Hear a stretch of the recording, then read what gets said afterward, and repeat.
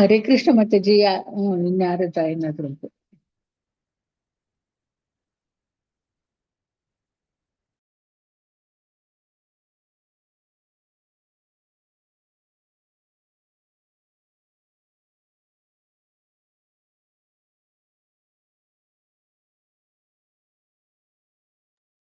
ಹರೇ ಕೃಷ್ಣ. ಹರೇ ಕೃಷ್ಣ. ಎಲ್ಲರಿಗೂ ಲೀಲಾಮೃತ ತರಗತಿಗೆ ಎಲ್ಲರಿಗೂ ಸ್ವಾಗತ. ಮೊದಲಿಗೆ ಭಜನನ್ನು ಆಡೋಣ. ಹರೇ ಕೃಷ್ಣ ಮಾತಾಜಿ. ಹರೇ ಕೃಷ್ಣ.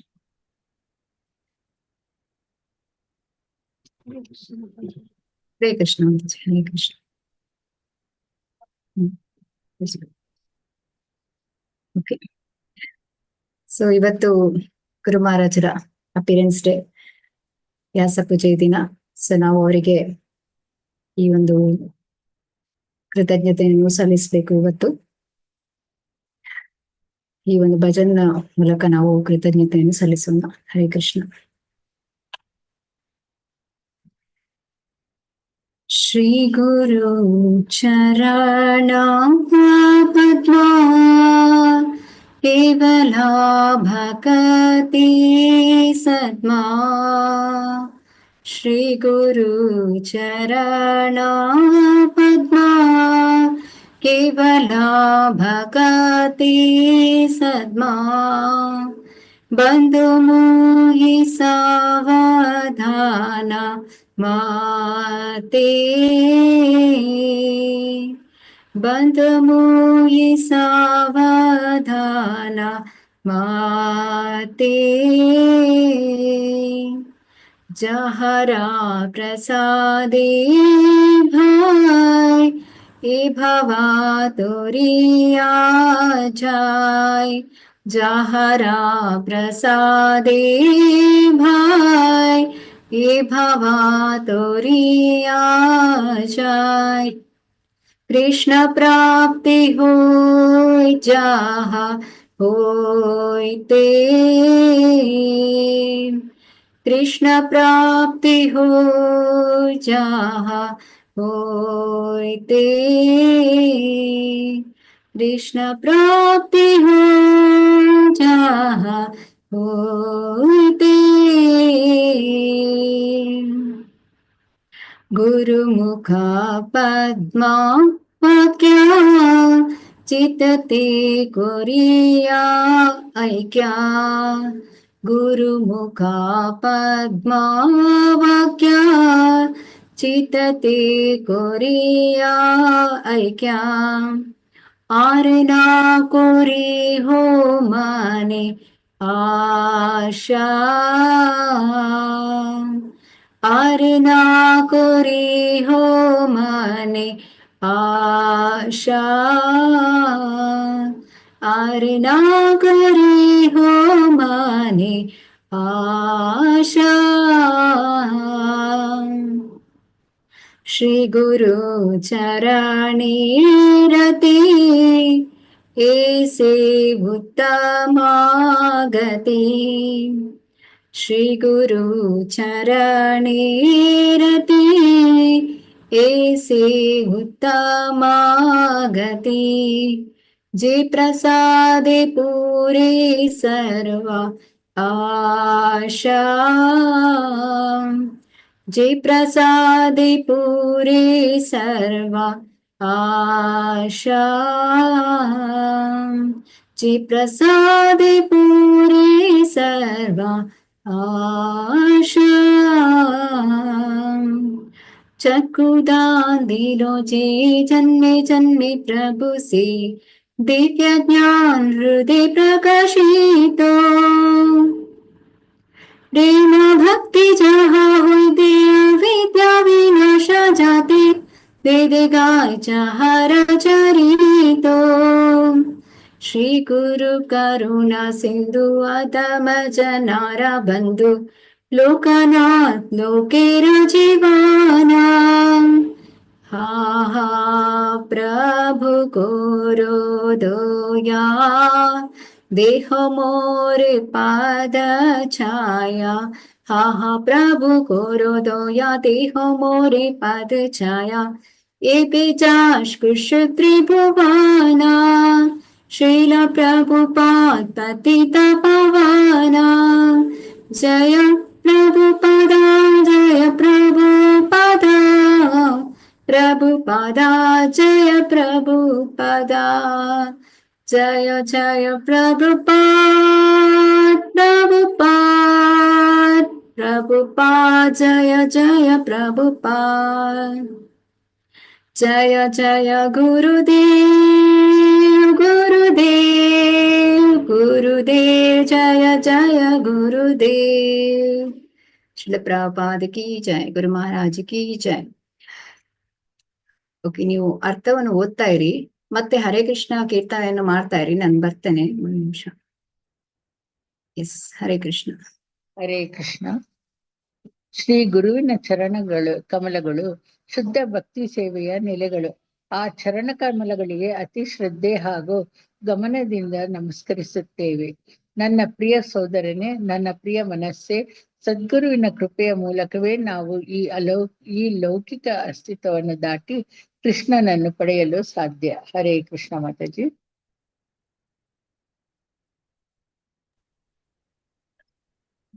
ಓದಿ ಮಾತಾಜಿ. ನೆಕ್ಸ್ಟ್ ಯಾರು? ಶ್ರೀ ಗುರುವಿನ ಮುಖ ಪದ್ಮದಿಂದ ಬರುವ ಬೋಧನೆಗಳನ್ನು ನಿನ್ನ ಹೃದಯದೊಂದಿಗೆ ಒಂದಾಗಿಸಿಕೊಂಡು ಬೇರೆ ಏನನ್ನೂ ಆಸೆ ಪಡಬೇಡ. ಗುರುವಿನ ಚರಣ ಕಮಲಗಳ ಪ್ರತಿ ಅನುರಾಗ ಆಧ್ಯಾತ್ಮಿಕ ಪ್ರಗತಿಗೆ ಅತ್ಯುತ್ತಮ ಮಾರ್ಗ. ಅವನ ಕೃಪೆಯಿಂದ ಆಧ್ಯಾತ್ಮಿಕ ಪರಿಪೂರ್ಣತೆಯ ಬಯಕೆಗಳೆಲ್ಲವೂ ಈಡೇರುತ್ತವೆ. ಹರೇ ಕೃಷ್ಣ.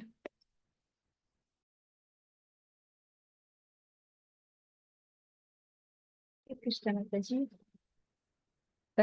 ನನಗೆ ಪಾರಲೌಕಿಕ ದೃಷ್ಟಿಯನ್ನು ನೀಡಿರುವವನು ನನ್ನ ಜನ್ಮ ಜನ್ಮಾಂತರಗಳ ಪ್ರಭು. ಅವನ ಕೃಪೆಯಿಂದ ಹೃದಯದಲ್ಲಿ ದಿವ್ಯ ಜ್ಞಾನ ಪ್ರಕಾಶಿತವಾಗುತ್ತದೆ. ಪ್ರೇಮ ಭಕ್ತಿಯನ್ನು ನೀಡಿ ಅಜ್ಞಾನವನ್ನು ನಾಶ ಮಾಡುತ್ತಾನೆ. ವೇದಗಳು ಗುರುವಿನ ಗುಣವನ್ನು ಹಾಡುತ್ತವೆ. ಹರೇ ಕೃಷ್ಣ ಮಾತಾಜಿ.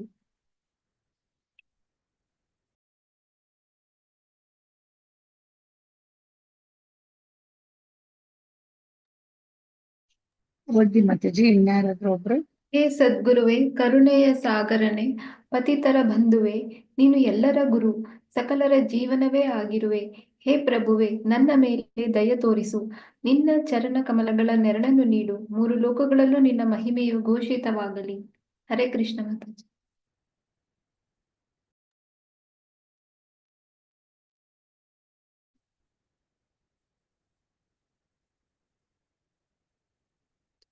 ಹರೇ ಕೃಷ್ಣ.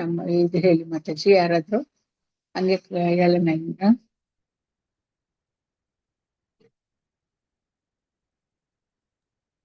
ಹರೇ ಕೃಷ್ಣ ಮಾತಾಜಿ. 4 ತನಕನೇ ಇದೆ ಮಾತಾಜಿ. ಅದ ನಂತರ ಕಾಣಲ್ಲ. ಬರ್ತಾ ಇಲ್ಲ. ಹರೇ ಕೃಷ್ಣ. ಇದು 4 ಇರೋದು. ನೀವು ಹರೇ ಕೃಷ್ಣ ಕೀರ್ತನ್ ಮಾಡಿ ಹೇಳಿದ್ದು. ಇಲ್ಲಿ ಬಾರಿ ಗಾಳಿ ಮಳೆ ಬರ್ತಾ ಇದೆ. ಸೊ ಹಾಗೆ ಬಟ್ಟೆ ಎಲ್ಲ ಹೊರಗಿತ್ತಲ್ಲ. ಓಕೆ, ಹರೇ ಕೃಷ್ಣ. ಒಂದು ನಿಮಿಷ ಬಂದೆ.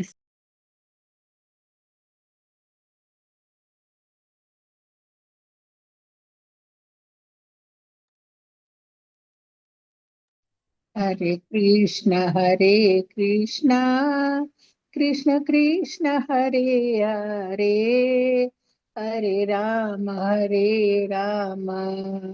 ರಾಮ ರಾಮ ಹರೇ ಹರೇ. ಹರೇ ಕೃಷ್ಣ.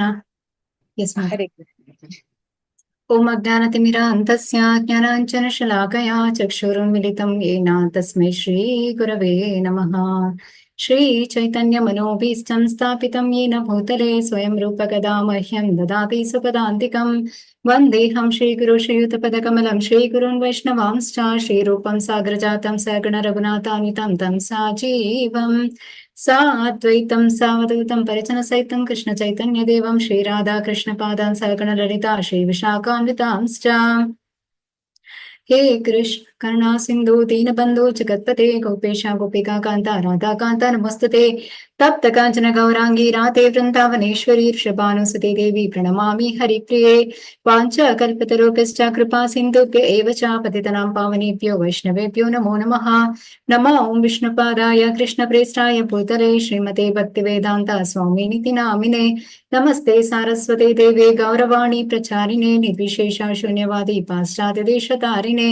जयो श्री कृष्ण चैतन्य प्रभु नित्यानंद श्री अद्वैत गदाधर शिवासादि गौर भक्तवृंदा। हरे कृष्णा कृष्ण कृष्ण हरे हरे, हरे राम राम राम हरे हरे।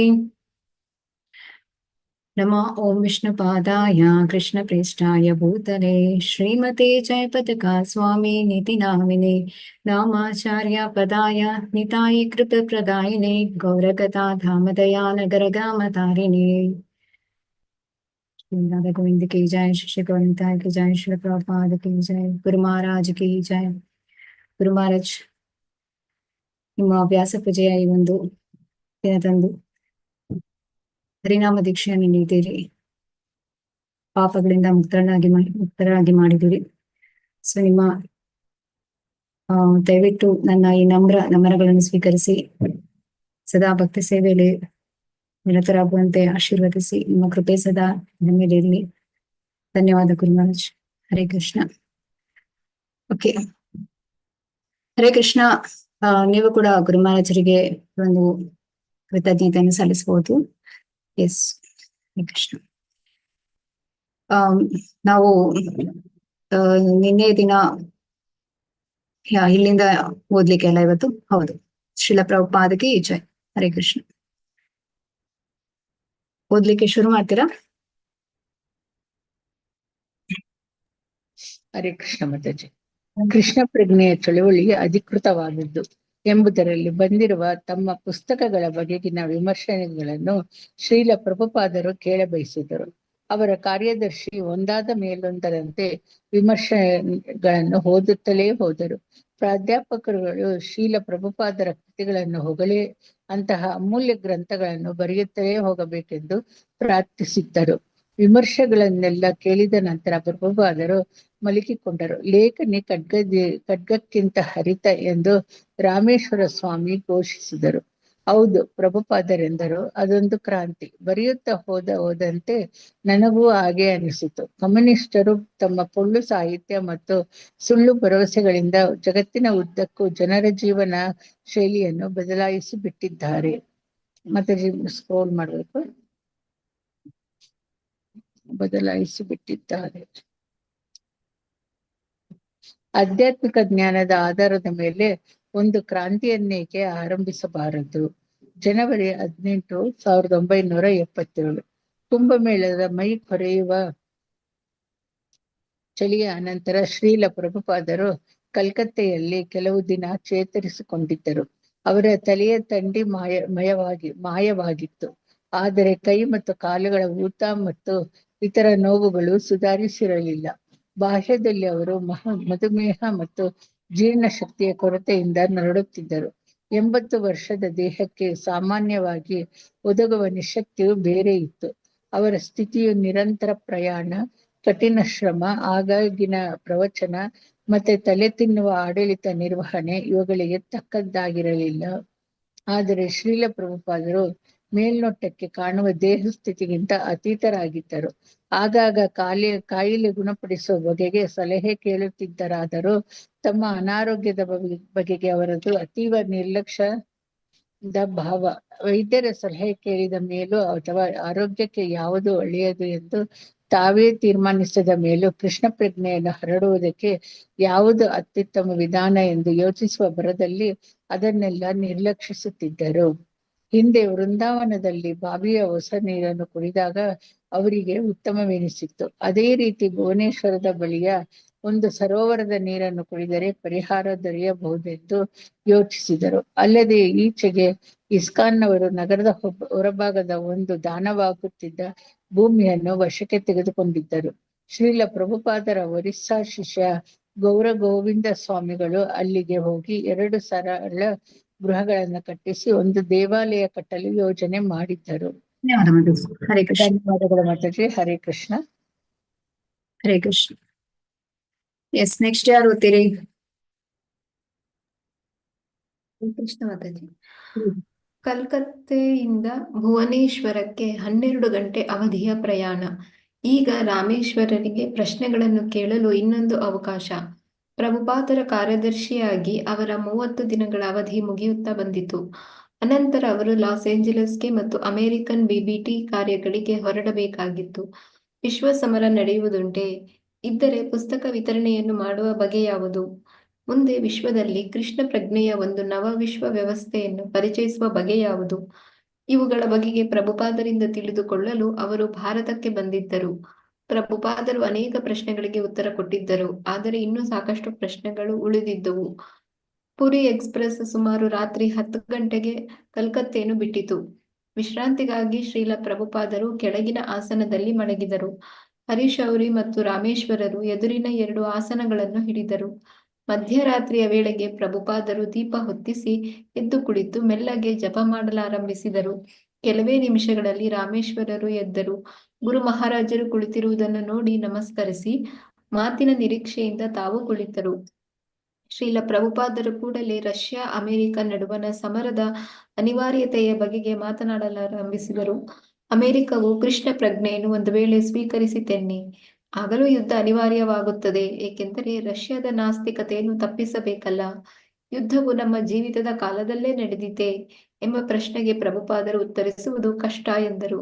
ಶಿಷ್ಯರುಗಳ ಪುಸ್ತಕ ವಿತರಣೆ ಹಾಗೂ ಬ್ಯಾಕ್ ಟು ಗಾಡ್ ಹೆಡ್ ಪತ್ರಿಕೆಗಳ ವಿತರಣೆಯನ್ನು ಅದು ಅವಲಂಬಿಸಿದೆ ಎಂದರು.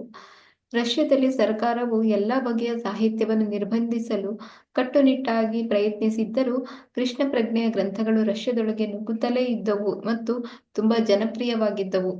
ಕಮ್ಯುನಿಸ್ಟ್ ನಾಯಕರು ಸ್ವಲ್ಪ ಹೆದರಿದ್ದರು, ಆದರೆ ಅವರು ಭಾರತೀಯ ಸಂಸ್ಕೃತಿಯ ಬಗೆಗೆ ತುಂಬಾ ಗೌರವ ಭಾವನೆ ಹೊಂದಿದ್ದರು.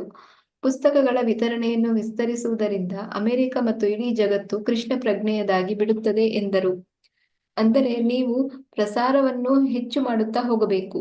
ಈಗಿರುವ ವಿರೋಧ, ಮೆದುಳು ತೊಳೆಯುವುದೆನ್ನುವ ಆರೋಪಗಳು ಇವೆಲ್ಲ ಅವರು ನಮ್ಮ ಪಂಥವನ್ನು ಒಂದು ಸಂಸ್ಕೃತಿ ಎಂದು ಗುರುತಿಸಿರುವುದನ್ನು ಸೂಚಿಸುತ್ತದೆ. ಅದು ಅವರಿಗೆ ಇಷ್ಟವಿರಬಹುದು, ಇಲ್ಲದಿರಬಹುದು, ಆದರೆ ಅವರು ಇದನ್ನು ಶಾಶ್ವತವಾದುದೆಂದು ಗುರುತಿಸಿದ್ದಾರೆ ಎಂದು ಪ್ರಭುಪಾದರು ಹೇಳಿದರು. ಪ್ರಭುಪಾದರು ತಮಗೆ ರಾಜಕೀಯ ಗುರಿ ಇಲ್ಲವೆಂದು ಹೇಳಿದರು, ಆದರೆ ಭಾರತದ ಸಂಸ್ಕೃತಿ ಮತ್ತು ಅಮೆರಿಕದ ಹಣ ಕೈಗೂಡಿಸಿದರೆ ವಿಶ್ವವನ್ನು ಉಳಿಸಬಹುದು ಎಂಬುದು ಅವರಿಗೆ ತಿಳಿದಿತ್ತು. ನೀವು ಇಡೀ ಜಗತ್ತಿನ ಹಿನ್ನೆಲೆಯಲ್ಲಿ ನೋಡಬೇಕು, ಬರಿಯ ಒಂದು ರಾಷ್ಟ್ರದ ದೃಷ್ಟಿಯಿಂದಲ್ಲ. ಅದೇ ನಮ್ಮ ಪ್ರಚಾರ. ಜಿಬಿಸಿಯ ಕರ್ತವ್ಯವೂ ಅದೇ. ಮಾತುಕತೆ 2 ಗಂಟೆಗಳಿಗೂ ಮಿಕ್ಕಿ ನಡೆಯಿತು.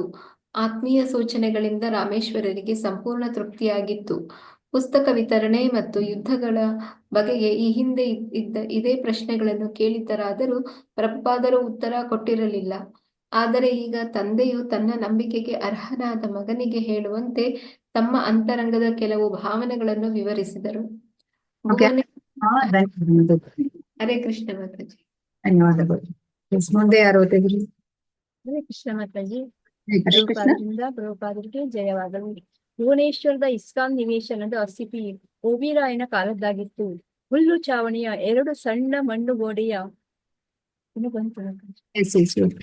ಮಣ್ಣುಗೋಡೆಯ ಹಟ್ಟಿಗಳು, ಒಂದು ಹಟ್ಟಿಯಲ್ಲಿ 8 ಇಂಚು ಮತ್ತು 12 ಅಳತೆಯ ಕೋಣೆಯಲ್ಲಿ ಶ್ರೀಲ ಪ್ರಭುಪಾದರು ವಾಸ ಮಾಡುತ್ತಿದ್ದರು.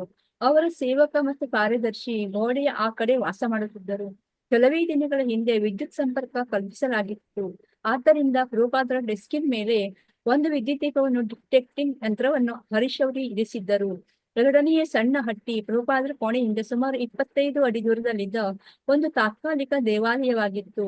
2 ಹಟ್ಟಿಗಳ ನಡುವೆ ಒಂದು ತಾಡಪತ್ರದ ಹೊದಿಕೆ, ಇದರ ಕೆಳಗೆ ಪ್ರಭುಪಾದರ ವ್ಯಾಸಾಸನವಿದ್ದು ಹೊರಾಂಗಣ ಸಭೆಯಲ್ಲಿ ಅವರು ಪ್ರವಚನ ಮಾಡಲು ವ್ಯವಸ್ಥೆಗೊಳಿಸಲಾಗಿತ್ತು. ಆ ನಿವೇಶನದಲ್ಲಿ 2 ಬಾಡಿಗೆ ಶಿಬಿರಗಳು ಪ್ರಭುಪಾದರ ವಾಸ್ತವ್ಯದ ಅವಧಿಯಲ್ಲಿ ಬರುವ ಭಕ್ತರಿಗಾಗಿ ಸಿದ್ಧವಾಗಿದ್ದವು.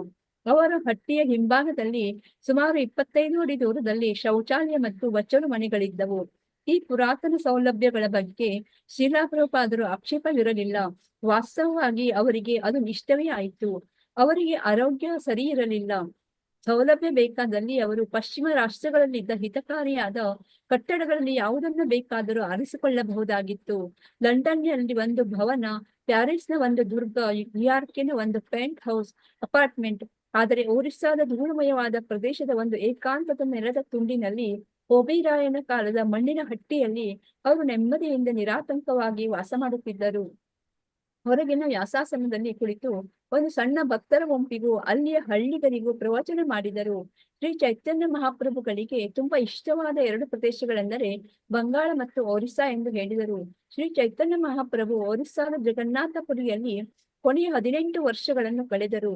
ಅವರು ವೃಂದಾವನಕ್ಕೂ ದಕ್ಷಿಣ ಭಾರತಕ್ಕೂ ಹೋದದ್ದು ನಿಜ. ಆದರೆ ತಮ್ಮ ಖಾಸಾ ಸಹಚರರಾದ ಶ್ರೀ ರಮಾನಂದರಾಯ, ಶ್ರೀ ಸಾರ್ವಭೌಮ ಭಟ್ಟಾಚಾರ್ಯ ಮತ್ತು ಶಿಖಿ ಮಾಹಿತಿಗಳೊಂದಿಗೆ ಇರಲು ಜಗನ್ನಾಥಪುರಿಗೆ ಹಿಂದಿರುಗಿದ್ದರು. ಈ ಯುಗದ ಆಧ್ಯಾತ್ಮಿಕ ಚಳವಳಿ ಉತ್ಕಲ ಒರಿಸ್ಸಾದಿಂದ ಉದ್ಘಾಟಿತವಾಗುತ್ತದೆ ಎಂಬ ಗ್ರಂಥೋಲ್ಲೇಖವನ್ನು ಶ್ರೀಲ ಪ್ರಭುಪಾದರು ಸೂಚಿಸಿದರು. ಗೌಡಿಯ ವೈಷ್ಣವರಿಗೆ ಒರಿಸ್ಸಾ ಒಂದು ವಿಶಿಷ್ಟ ಕ್ಷೇತ್ರವೆಂದು ತಮ್ಮ ಗುರು ಮಹಾರಾಜರು ಹುಟ್ಟಿದ್ದು ಪುರಿಯಲ್ಲಿ ಎಂದು ಹೇಳಿದರು. ಈಗ ನಮಗೆ ಇಲ್ಲಿ ಸ್ವಲ್ಪ ಜಾಗ ಸಿಕ್ಕಿದೆ, ಎಷ್ಟು ಕಾಲವಾದರೂ ಚಿಂತೆ ಇಲ್ಲ, ಆದರೆ ನಿಧಾನವಾಗಿ ಖಂಡಿತವಾಗಿ ನಾವು ಕೇಂದ್ರವನ್ನು ಬೆಳೆಸಬಹುದು ಎಂದು ಹೇಳಿದರು. ಭುವನೇಶ್ವರು ಒರಿಸ್ಸಾದ ರಾಜಧಾನಿಯು ಆಗಲಿರುವುದರಿಂದ ಈ ಕೇಂದ್ರವನ್ನು ಬೆಳೆಸಬೇಕಾದದ್ದು ಅಗತ್ಯ ಎಂದರು. ಮುಂದಿನ ದಿನಗಳಲ್ಲಿ ಪ್ರವಾಸಿಗಳು ಒರಿಸ್ಸಾದ ಇತರ ಆಕರ್ಷಕ ಸ್ಥಳಗಳನ್ನು ನೋಡಲು ಬರುತ್ತಾರೆ. ಆದ್ದರಿಂದ ಈ ಕೇಂದ್ರವನ್ನು ಬೆಳೆಸುವುದು ಒರಿಸ್ಸಾದ ಭಕ್ತರ ಕೈಯಲ್ಲಿದೆ ಎಂದು ಹೇಳಿದರು. ಹರೇ ಕೃಷ್ಣ ಮಾತಾಜಿ, ಧನ್ಯವಾದಗಳು ಮಾತಾಜಿ. ಹರೇ ಕೃಷ್ಣ, ಧನ್ಯವಾದಗಳು. ಓದ್ಲಾ ಮಾತಾಜಿ? ಓದಿ ಮಾತಾಜಿ. ಶ್ರೀಲ ಪ್ರಭುಪಾದರು ಮಧ್ಯಾಹ್ನದ ವೇಳೆಗಳಲ್ಲಿ ಖಾಸಗಿ ಭೇಟಿಗೂ ರಾತ್ರಿಯ ವೇಳೆ ನಿರಂತರವಾಗಿ ಪ್ರವಚನ, ಕೀರ್ತನ, ಪ್ರಸಾದ ವಿನಿಯೋಗಕ್ಕೂ ಏರ್ಪಾಡು ಮಾಡಿ ಆ ಬಗೆಗೆ ಸಾಕಷ್ಟು ಪ್ರಚಾರ ಕೊಡಿ ಎಂದು ಗೌರ ಗೋವಿಂದ ಸ್ವಾಮಿಗಳಿಗೆ ಹೇಳಿದರು. ಆ ಸಂಜೆ ಬಂದ ಅತಿಥಿಗಳ ಸಂಖ್ಯೆ ಕಡಿಮೆ. ಒರಿಸ್ಸಾದಲ್ಲಿ ಇಸ್ಕಾನ್ ಪ್ರಚಾರ ಕಾರ್ಯವನ್ನು ಹೆಚ್ಚಾಗಿ ಮಾಡಿರಲಿಲ್ಲ ಮತ್ತು ಪ್ರಭುಪಾದರು ಆ ಜನರಿಗೆ ಅಷ್ಟಾಗಿ ಪರಿಚಿತರೂ ಆಗಿರಲಿಲ್ಲ. ಹೆಚ್ಚಾಗಿ ಅಲ್ಲಿಯ ರೈತರು, ಹಳ್ಳಿಗರು ಮತ್ತು ಮಕ್ಕಳು ಉಚಿತ ಪ್ರಸಾದಕ್ಕಾಗಿ ಬಂದರು. ಸಭೆಯಲ್ಲಿ ತಮಗೆ ಇಂಗ್ಲಿಷ್, ಬಂಗಾಳಿ, ಹಿಂದಿ ಭಾಷೆಗಳು ಬರುತ್ತವೆಂದು, ಒರಿಯಾ ಭಾಷೆ ಬರುವುದಿಲ್ಲವೆಂದು ಹೇಳಿದರು. ಆದುದರಿಂದ ಇಂಗ್ಲಿಷಿನಲ್ಲಿ ಮಾತನಾಡಲು ನಿರ್ಧರಿಸಿ ಗೋವಿಂದರಿಂದ ಅನುವಾದ ಮಾಡಿಸಿದರು. ಅವರು ಸ್ವಲ್ಪ ಮಾತನಾಡಿ ನಿಲ್ಲಿಸುತ್ತಿದ್ದರು. ಆಗ ಗೋವಿಂದ ಸ್ವಾಮಿಗಳು ಅದನ್ನು ಒರಿಯಾದಲ್ಲಿ ಹೇಳುತ್ತಿದ್ದರು. ಸಂಜೆಯ ಪ್ರವಚನದಲ್ಲಿ ಶ್ರೀಲ ಪ್ರಭುಪಾದರು ಐಹಿಕ ಜಗತ್ತಿನಲ್ಲಿ ದೇವೋತ್ತಮ ಪರಮಪುರುಷನ ಪಾರಮ್ಯವನ್ನೇ ಧಿಕ್ಕರಿಸುವ ಪ್ರಯತ್ನಗಳು ಅವಿರತವಾಗಿ ನಡೆಯುತ್ತಿವೆ. ಈಗಿನ ಸಂದರ್ಭದಲ್ಲಿ ಭಗವಂತನ ಪಾರಮ್ಯವನ್ನು ಹೇಗೆ ಧಿಕ್ಕರಿಸುವುದು ಎಂಬುದೊಂದೇ ವಿಜ್ಞಾನಿಗಳಿಸಿಕೊಳ್ಳುವವರ ಕಸುಬಾಗಿ ಬಿಟ್ಟಿದೆ. ವಾಸ್ತವವಾಗಿ ಈಗ ಇಡೀ ಜಗತ್ತು ನಾಸ್ತಿಕವಾಗಿರುವುದರಿಂದ ನಮ್ಮ ಕೃಷ್ಣ ಪ್ರಜ್ಞೆಯ ಚಳುವಳಿಯ ಹಲವಾರು ಅಡ್ಡಿಗಳನ್ನು ಎದುರಿಸಬೇಕಾಗಿದೆ. ಭಗವಾನ್ ಶ್ರೀಕೃಷ್ಣನು ಭಗವದ್ಗೀತೆಯನ್ನು ಉಪದೇಶಿಸಿದ ನಮ್ಮ ಭಾರತ ದೇಶದಲ್ಲಿ ಕೂಡ ಇದೇ ಪ್ರಯತ್ನ ನಡೆಯುತ್ತಿದೆ. ದೊಡ್ಡ ದೊಡ್ಡ ವಿದ್ವಾಂಸರು, ದೊಡ್ಡ ದೊಡ್ಡ ರಾಜಕಾರಣಿಗಳು ತಾವು ಭಗವದ್ಗೀತೆಯಲ್ಲಿ ಪ್ರವೀಣರು ಎಂದು ತೋರಿಸಿಕೊಳ್ಳಲು ಗೀತೆಯನ್ನು ಕೈಯಲ್ಲಿ ಹಿಡಿದಿರುತ್ತಾರೆ. ಆದರೆ ಅವರು ಮಾಡುವ ವ್ಯಾಖ್ಯಾನವೆಲ್ಲ ಕೃಷ್ಣ ವಿರೋಧಿಯೇ ಆಗಿದೆ. ಪ್ರಭುಪಾದರು ಸುಮಾರು 10 ನಿಮಿಷ ಮಾತನಾಡಿದರು. ಯಾರೂ ಪ್ರಶ್ನೆ ಕೇಳಲಿಲ್ಲ. ಭುವನೇಶ್ವರದ ಹಗಲು ಧಗೆ ಮತ್ತು ರಾತ್ರಿಯ ತಂಪು ಎರಡೂ ಪ್ರಭುಪಾದರಿಗೆ ಹಿತವಾಗಿದ್ದವು. ಕೆಲವು ಗಂಟೆ ವಿಶ್ರಾಂತಿಯ ಅನಂತರ ಎದ್ದು ಶ್ರೀಮದ್ ಭಾಗವತದ ಅನುವಾದ ಕಾರ್ಯವನ್ನು ಆರಂಭಿಸಿದರು. ಕುಂಭಮೇಳಕ್ಕೆಂದು ಮುಂಬೈ ಬಿಟ್ಟಾದ ಅನಂತರ ಇದೇ ಪ್ರಥಮ ಬಾರಿಗೆ ಅನುವಾದ ಮುಂದುವರಿದಿತ್ತು. 9ನೇ ಸ್ಕಂದದ ಕೊನೆಗೆ ಬಂದಿದ್ದರು. ನಿತ್ಯಾನಂದ ಪ್ರಭುಗಳ ಜನ್ಮ ದಿನೋತ್ಸವವಾದ ಫೆಬ್ರವರಿ 2ರಂದು ಹೊಸ ದೇವಾಲಯದ ಶಿಲಾನ್ಯಾಸ ಸಮಾರಂಭವನ್ನು ಗೋವಿಂದ ಮಹಾರಾಜರು ವ್ಯವಸ್ಥೆಗೊಳಿಸಿದ್ದರು. ಅಲ್ಲಿಯವರೆಗೂ ಇದ್ದು ಅನಂತರ ಹೋಗುವುದಾಗಿ ಶ್ರೀಲ ಪ್ರಭುಪಾದರು ಹೇಳಿದರು. ಹರೇ ಕೃಷ್ಣ ಮಾತಾಜಿ, ಧನ್ಯವಾದಗಳು. ಧನ್ಯವಾದ ಮಾತಾಜಿ. ಹರೇ ಕೃಷ್ಣ.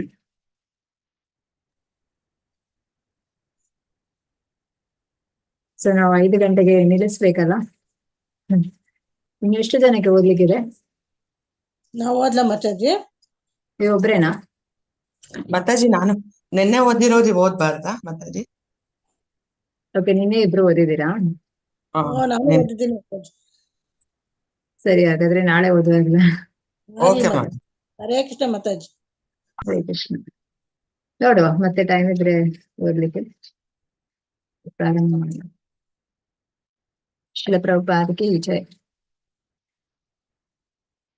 ಸೊ ಇಲ್ಲಿ ಎಲ್ಲಾ ದೇವಸ್ಥಾನಗಳು, ಇಸ್ಕಾನ್ ದೇವಸ್ಥಾನಗಳಲ್ಲಿ ಭಕ್ತರಿಗೆ ಯಥೇಚ್ಛವಾಗಿ ಪ್ರಸಾದ ವಿತರಣೆ ಆಗ್ಬೇಕು ಅಂತ ಹೇಳಿ ಶ್ರೀಲ ಪ್ರಭುಪಾದರು ಎಲ್ಲಾ ಇಸ್ಕಾನ್ ದೇವಾಲಯಗಳ ಅಧ್ಯಕ್ಷರಿಗೆ ಒಂದು ಪತ್ರವನ್ನು ಬರೀತಾರೆ. ಇದನ್ನು ನಾವು ನಿನ್ನೆ ತರಗತಿಯಲ್ಲಿ ಕೊನೆಯಲ್ಲಿ ನೋಡಿದ್ವಿ. ಕೃಷ್ಣ ಪ್ರಜ್ಞೆಯ ಚಳುವಳಿ ಅಧಿಕೃತವಾದದ್ದು ಎಂಬುದರಲ್ಲಿ ಬಂದಿರುವ ತಮ್ಮ ಪುಸ್ತಕಗಳ ಬಗೆಗಿನ ವಿಮರ್ಶೆಗಳನ್ನು ಶ್ರೀಲ ಪ್ರಭುಪಾದರು ಕೇಳಬಯಸಿದರು. ಅವರ ಕಾರ್ಯದರ್ಶಿ ಒಂದಾದ ಮೇಲೊಂದರಂತೆ ವಿಮರ್ಶೆಗಳನ್ನು ಓದುತ್ತಲೇ ಹೋದರು. ಪ್ರಾಧ್ಯಾಪಕರುಗಳು ಶ್ರೀಲ ಪ್ರಭುಪಾದರ ಕೃತಿಗಳನ್ನು ಹೊಗಳಿ ಅಂತಹ ಅಮೂಲ್ಯ ಗ್ರಂಥಗಳನ್ನು ಬರೆಯುತ್ತಲೇ ಹೋಗಬೇಕೆಂದು ಪ್ರಾರ್ಥಿಸಿದ್ದರು. ವಿಮರ್ಶೆಗಳನ್ನೆಲ್ಲ ಕೇಳಿದ ನಂತರ ಪ್ರಭುಪಾದರು ಮಲಗಿಕೊಂಡರು. ಲೇಖನಿ ಖಡ್ಗಕ್ಕಿಂತ ಹರಿತ ಎಂದು ರಾಮೇಶ್ವರ ಸ್ವಾಮಿ ಘೋಷಿಸಿದರು.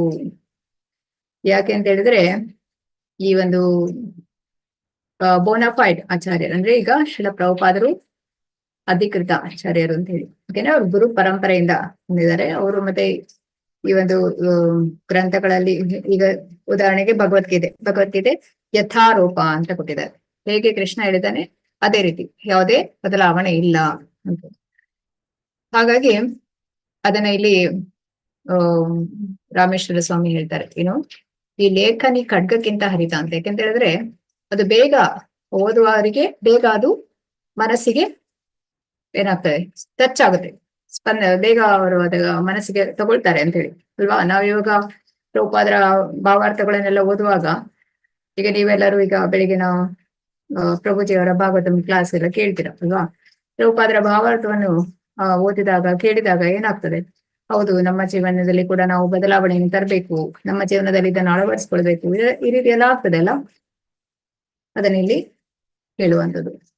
ಹಾಗೆ ಇಲ್ಲಿ ಪ್ರಭುಪಾದರಿಗೆ ಅವರು ಏನು ಪುಸ್ತಕಗಳನ್ನು ಬರೆದಿರ್ತಾರೆ ಅದರ ಬಗ್ಗೆ ಬಂದಿರುವಂತ ಏನು ಫೀಡ್ಬ್ಯಾಕ್, ಕಮೆಂಟ್ಸ್ ಏನಿದೆ, ಆ ವಿಮರ್ಶೆಗಳೇನಿದೆ ಅದನ್ನ ಕೇಳ್ತಾ ಇದ್ದಾರೆ.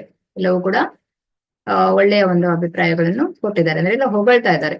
ಇಂತಹ ಅಮೂಲ್ಯ ಗ್ರಂಥಗಳನ್ನು ಬರಿತಲೇ ಇರ್ಬೇಕು ಅಂತೇಳಿ ಈ ಒಂದು ಪ್ರಾಧ್ಯಾಪಕರು ಹೇಳ್ತಾರೆ. ಆಗ ಪ್ರಭುಪಾದರು ಹೇಳ್ತಾರೆ, ಹೌದು ಅದೊಂದು ಕ್ರಾಂತಿ, ಬರೆಯುತ್ತಾ ಹೋದಂತೆ ನನಗೂ ಹಾಗೆ ಅನಿಸಿತು. ಕಮ್ಯುನಿಸ್ಟರು ತಮ್ಮ ಪೊಳ್ಳು ಸಾಹಿತ್ಯ ಮತ್ತು ಸುಳ್ಳು ಭರವಸೆಗಳಿಂದ ಜಗತ್ತಿನ ಉದ್ದಕ್ಕೂ ಜನರ ಜೀವನ ಶೈಲಿಯನ್ನೇ ಬದಲಾಯಿಸಿ ಬಿಟ್ಟಿದ್ದಾರೆ. ಆಧ್ಯಾತ್ಮಿಕ ಜ್ಞಾನದ ಆಧಾರದ ಮೇಲೆ ಒಂದು ಕ್ರಾಂತಿಯನ್ನೇಕೆ ಆರಂಭಿಸಬಾರದು? ಯಾವ್ದಾದ್ರೂ ಒಂದೊಂದು ವರ್ಗದವರು, ಒಂದೊಂದು ಏನ್ ಹೇಳ್ತಾರೆ, ಪಂಗಡದವರು. ಈಗ ಇಲ್ಲಿ ಕಮ್ಯುನಿಸ್ಟ್ ಬಗ್ಗೆ ಹೇಳ್ತಾರೆ, ಅಂದ್ರೆ ಈ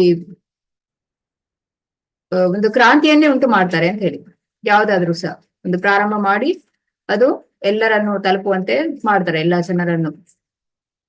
ಈಗ ಏನು ಕೇಳಿಪಟ್ಟಿದ್ದೆ ಹೇಗೆ ಅಂದ್ರೆ, ಈಗ ಹೆಚ್ಚು ಶ್ರೀಮಂತರಿರ್ತಾರೆ, ಅವರಿಂದ ಒಂದು ಅವರು ಬಡವರಿಗೆ ಸಹಾಯ ಮಾಡ್ಬೇಕು, ಈ ರೀತಿಯಾದ ಒಂದೆಲ್ಲ ಕ್ರಾಂತಿಯನ್ನು ಮಾಡ್ತಾರೆ. ಹೀಗೆ ಅಂದ್ರೆ ಎಲ್ಲರಿಗೂ ಸಮಾನವಾಗಿ ಹಂಚಿ ಹೋಗ್ಬೇಕು. ಏನು ಈ ಒಂದು ಹಣ ಸಂಗ್ರಹಣೆ ಮಾಡಿರುತ್ತಾರೆ ಅದು ಒಬ್ಬರ ಹತ್ರವೇ ಇರಬಾರ್ದು. ಈಗ ಹೇಗೆ ಅಂತ ಹೇಳಿದ್ರೆ ಅಟ್ ಪ್ರೆಸೆಂಟ್ ಏನಿದೆ ಅಂದ್ರೆ ಇಂಬ್ಯಾಲೆನ್ಸ್ ಆಗಿದೆ. ಅಂದ್ರೆ ಶ್ರೀಮಂತರಂದ್ರೆ ಹೆಚ್ಚು ಶ್ರೀಮಂತರಾಗ್ತಾ ಹೋಗ್ತಾರೆ, ಬಡವರಂದ್ರೆ ಹೆಚ್ಚು ಬಡವರಾಗ್ತಾ ಹೋಗ್ತಾರೆ. ಹಾಗಿರ್ಬಾರ್ದು, ಎಲ್ಲವೂ ಸಮಾನಾಗಿ ಹಂಚಿ ಹೋಗ್ಬೇಕು, ಈ ರೀತಿಯಾಗಿ ವಾದ ಮಾಡುವವರು ಕೂಡ ಒಂದು ವರ್ಗದ ಜನರಿರ್ತಾರೆ. ಹಾಗೆ ಇಲ್ಲಿ ಶ್ರೀಲ ಪ್ರಭುಪಾದ ಹೇಳ್ತಾರೆ, ಈ ರೀತಿಯಾಗೆಲ್ಲ ಕ್ರಾಂತಿಯನ್ನು ಉಂಟು ಮಾಡಿದ ಹೇಗೆ ಕ್ರಾಂತಿಯನ್ನು ಆರಂಭಿಸ್ತಾರೆ, ಅದೇ ರೀತಿಯಾಗಿ ಆಧ್ಯಾತ್ಮಿಕ ಜ್ಞಾನದ ಒಂದು ಆಧಾರದ ಮೇಲೆ ಕೂಡ ಒಂದು ಕ್ರಾಂತಿಯನ್ನು ಆರಂಭಿಸಬೇಕು ಅಂತೇಳಿ. ಯಾಕೆ ಆರಂಭಿಸಬಾರ್ದು?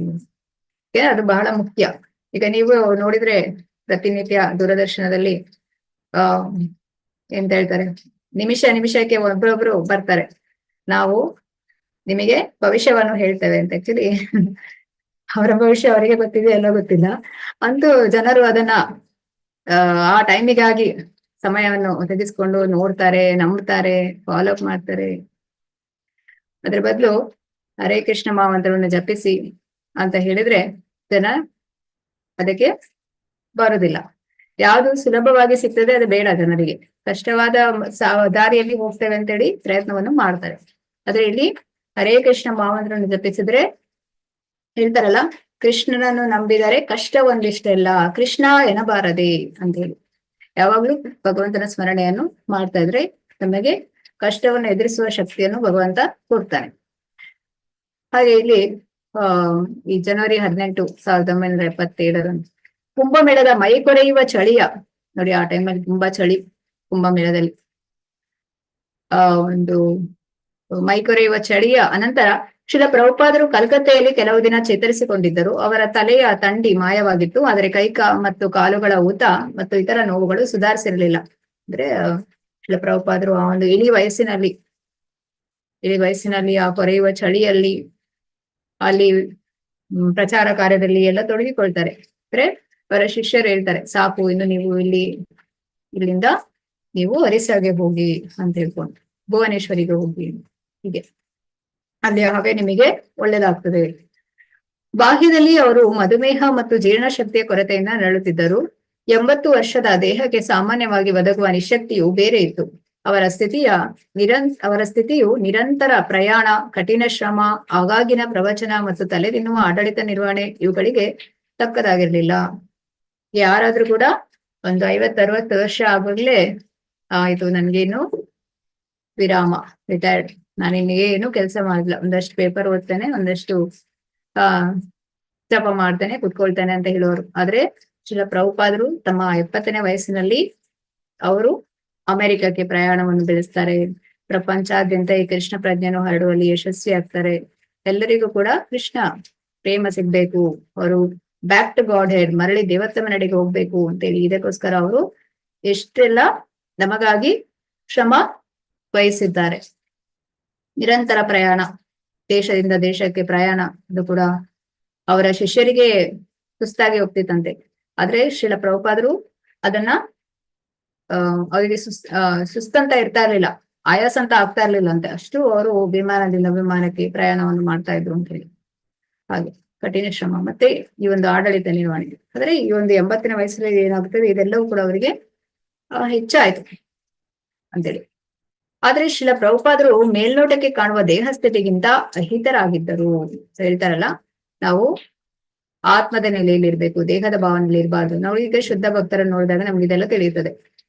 ಅವರು ಆತ್ಮದ ನೆಲೆಯಲ್ಲಿ ಇರ್ತಾರೆ. ಸೊ ನಾವು ನೋಡಿದಾಗೆ ನಮ್ಗೆ ಈಗ ಸಣ್ಣ ಪುಟ್ಟ ಒಂದು ದೈಹಿಕ ಸಮಸ್ಯೆಗಳು ಬಂದಾಗ ಏನಾಗ್ತದೆ, ಒಂದು ತಲೆನೋವು ಬಂದ್ರೂ ಕೂಡ ನಮ್ಗೆ ಅದನ್ನು ಸಹಿಸ್ಕೊಳ್ಳಿಕ್ ಆಗೋದಿಲ್ಲ.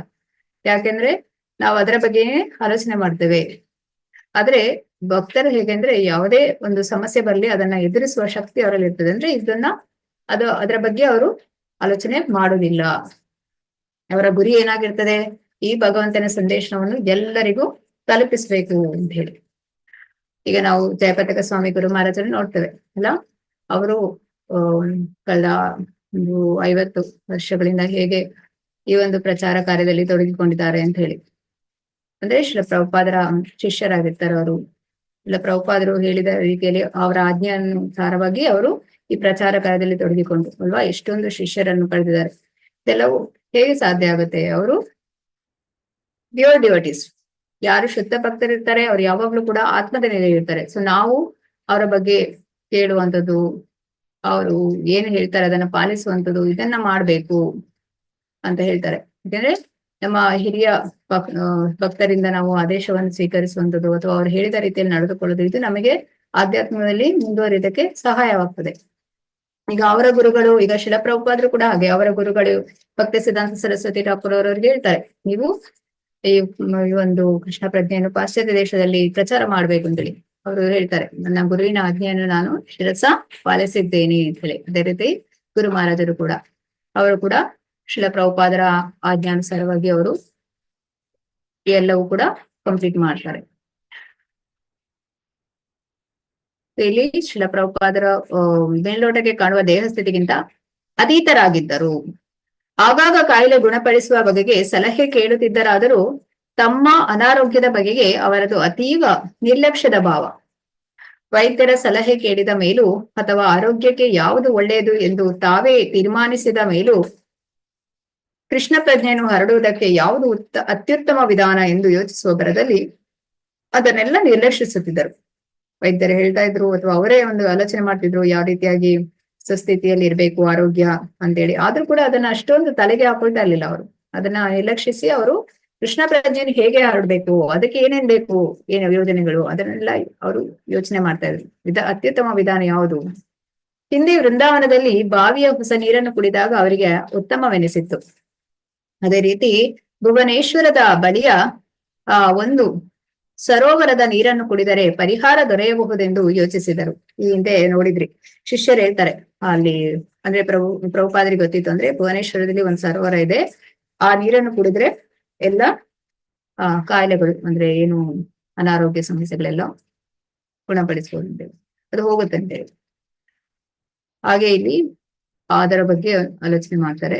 ಅಲ್ಲದೆ ಈಚೆಗೆ ಇಸ್ಕಾನ್ನವರು ನಗರದ ಹೊರಭಾಗದ ಒಂದು ದಾನವಾಗಿತ್ತಿದ್ದ ಭೂಮಿಯನ್ನು ವಶಕ್ಕೆ ತೆಗೆದುಕೊಂಡಿದ್ದರು. ಶ್ರೀಲ ಪ್ರಭುಪಾದರ ಒರಿಸ್ಸಾ ಶಿಷ್ಯ ಗೌರ ಗೋವಿಂದ ಸ್ವಾಮಿಗಳು ಅಲ್ಲಿಗೆ ಹೋಗಿ 2 ಸರಳ ಗ್ರಹಗಳನ್ನು ಕಟ್ಟಿಸಿ ಒಂದು ದೇವಾಲಯ ಕಟ್ಟಲು ಯೋಜನೆ ಮಾಡಿದ್ದರು. ನೋಡಿ, ಶ್ರೀಲ ಪ್ರಭುಪಾದರ ಶಿಷ್ಯರು.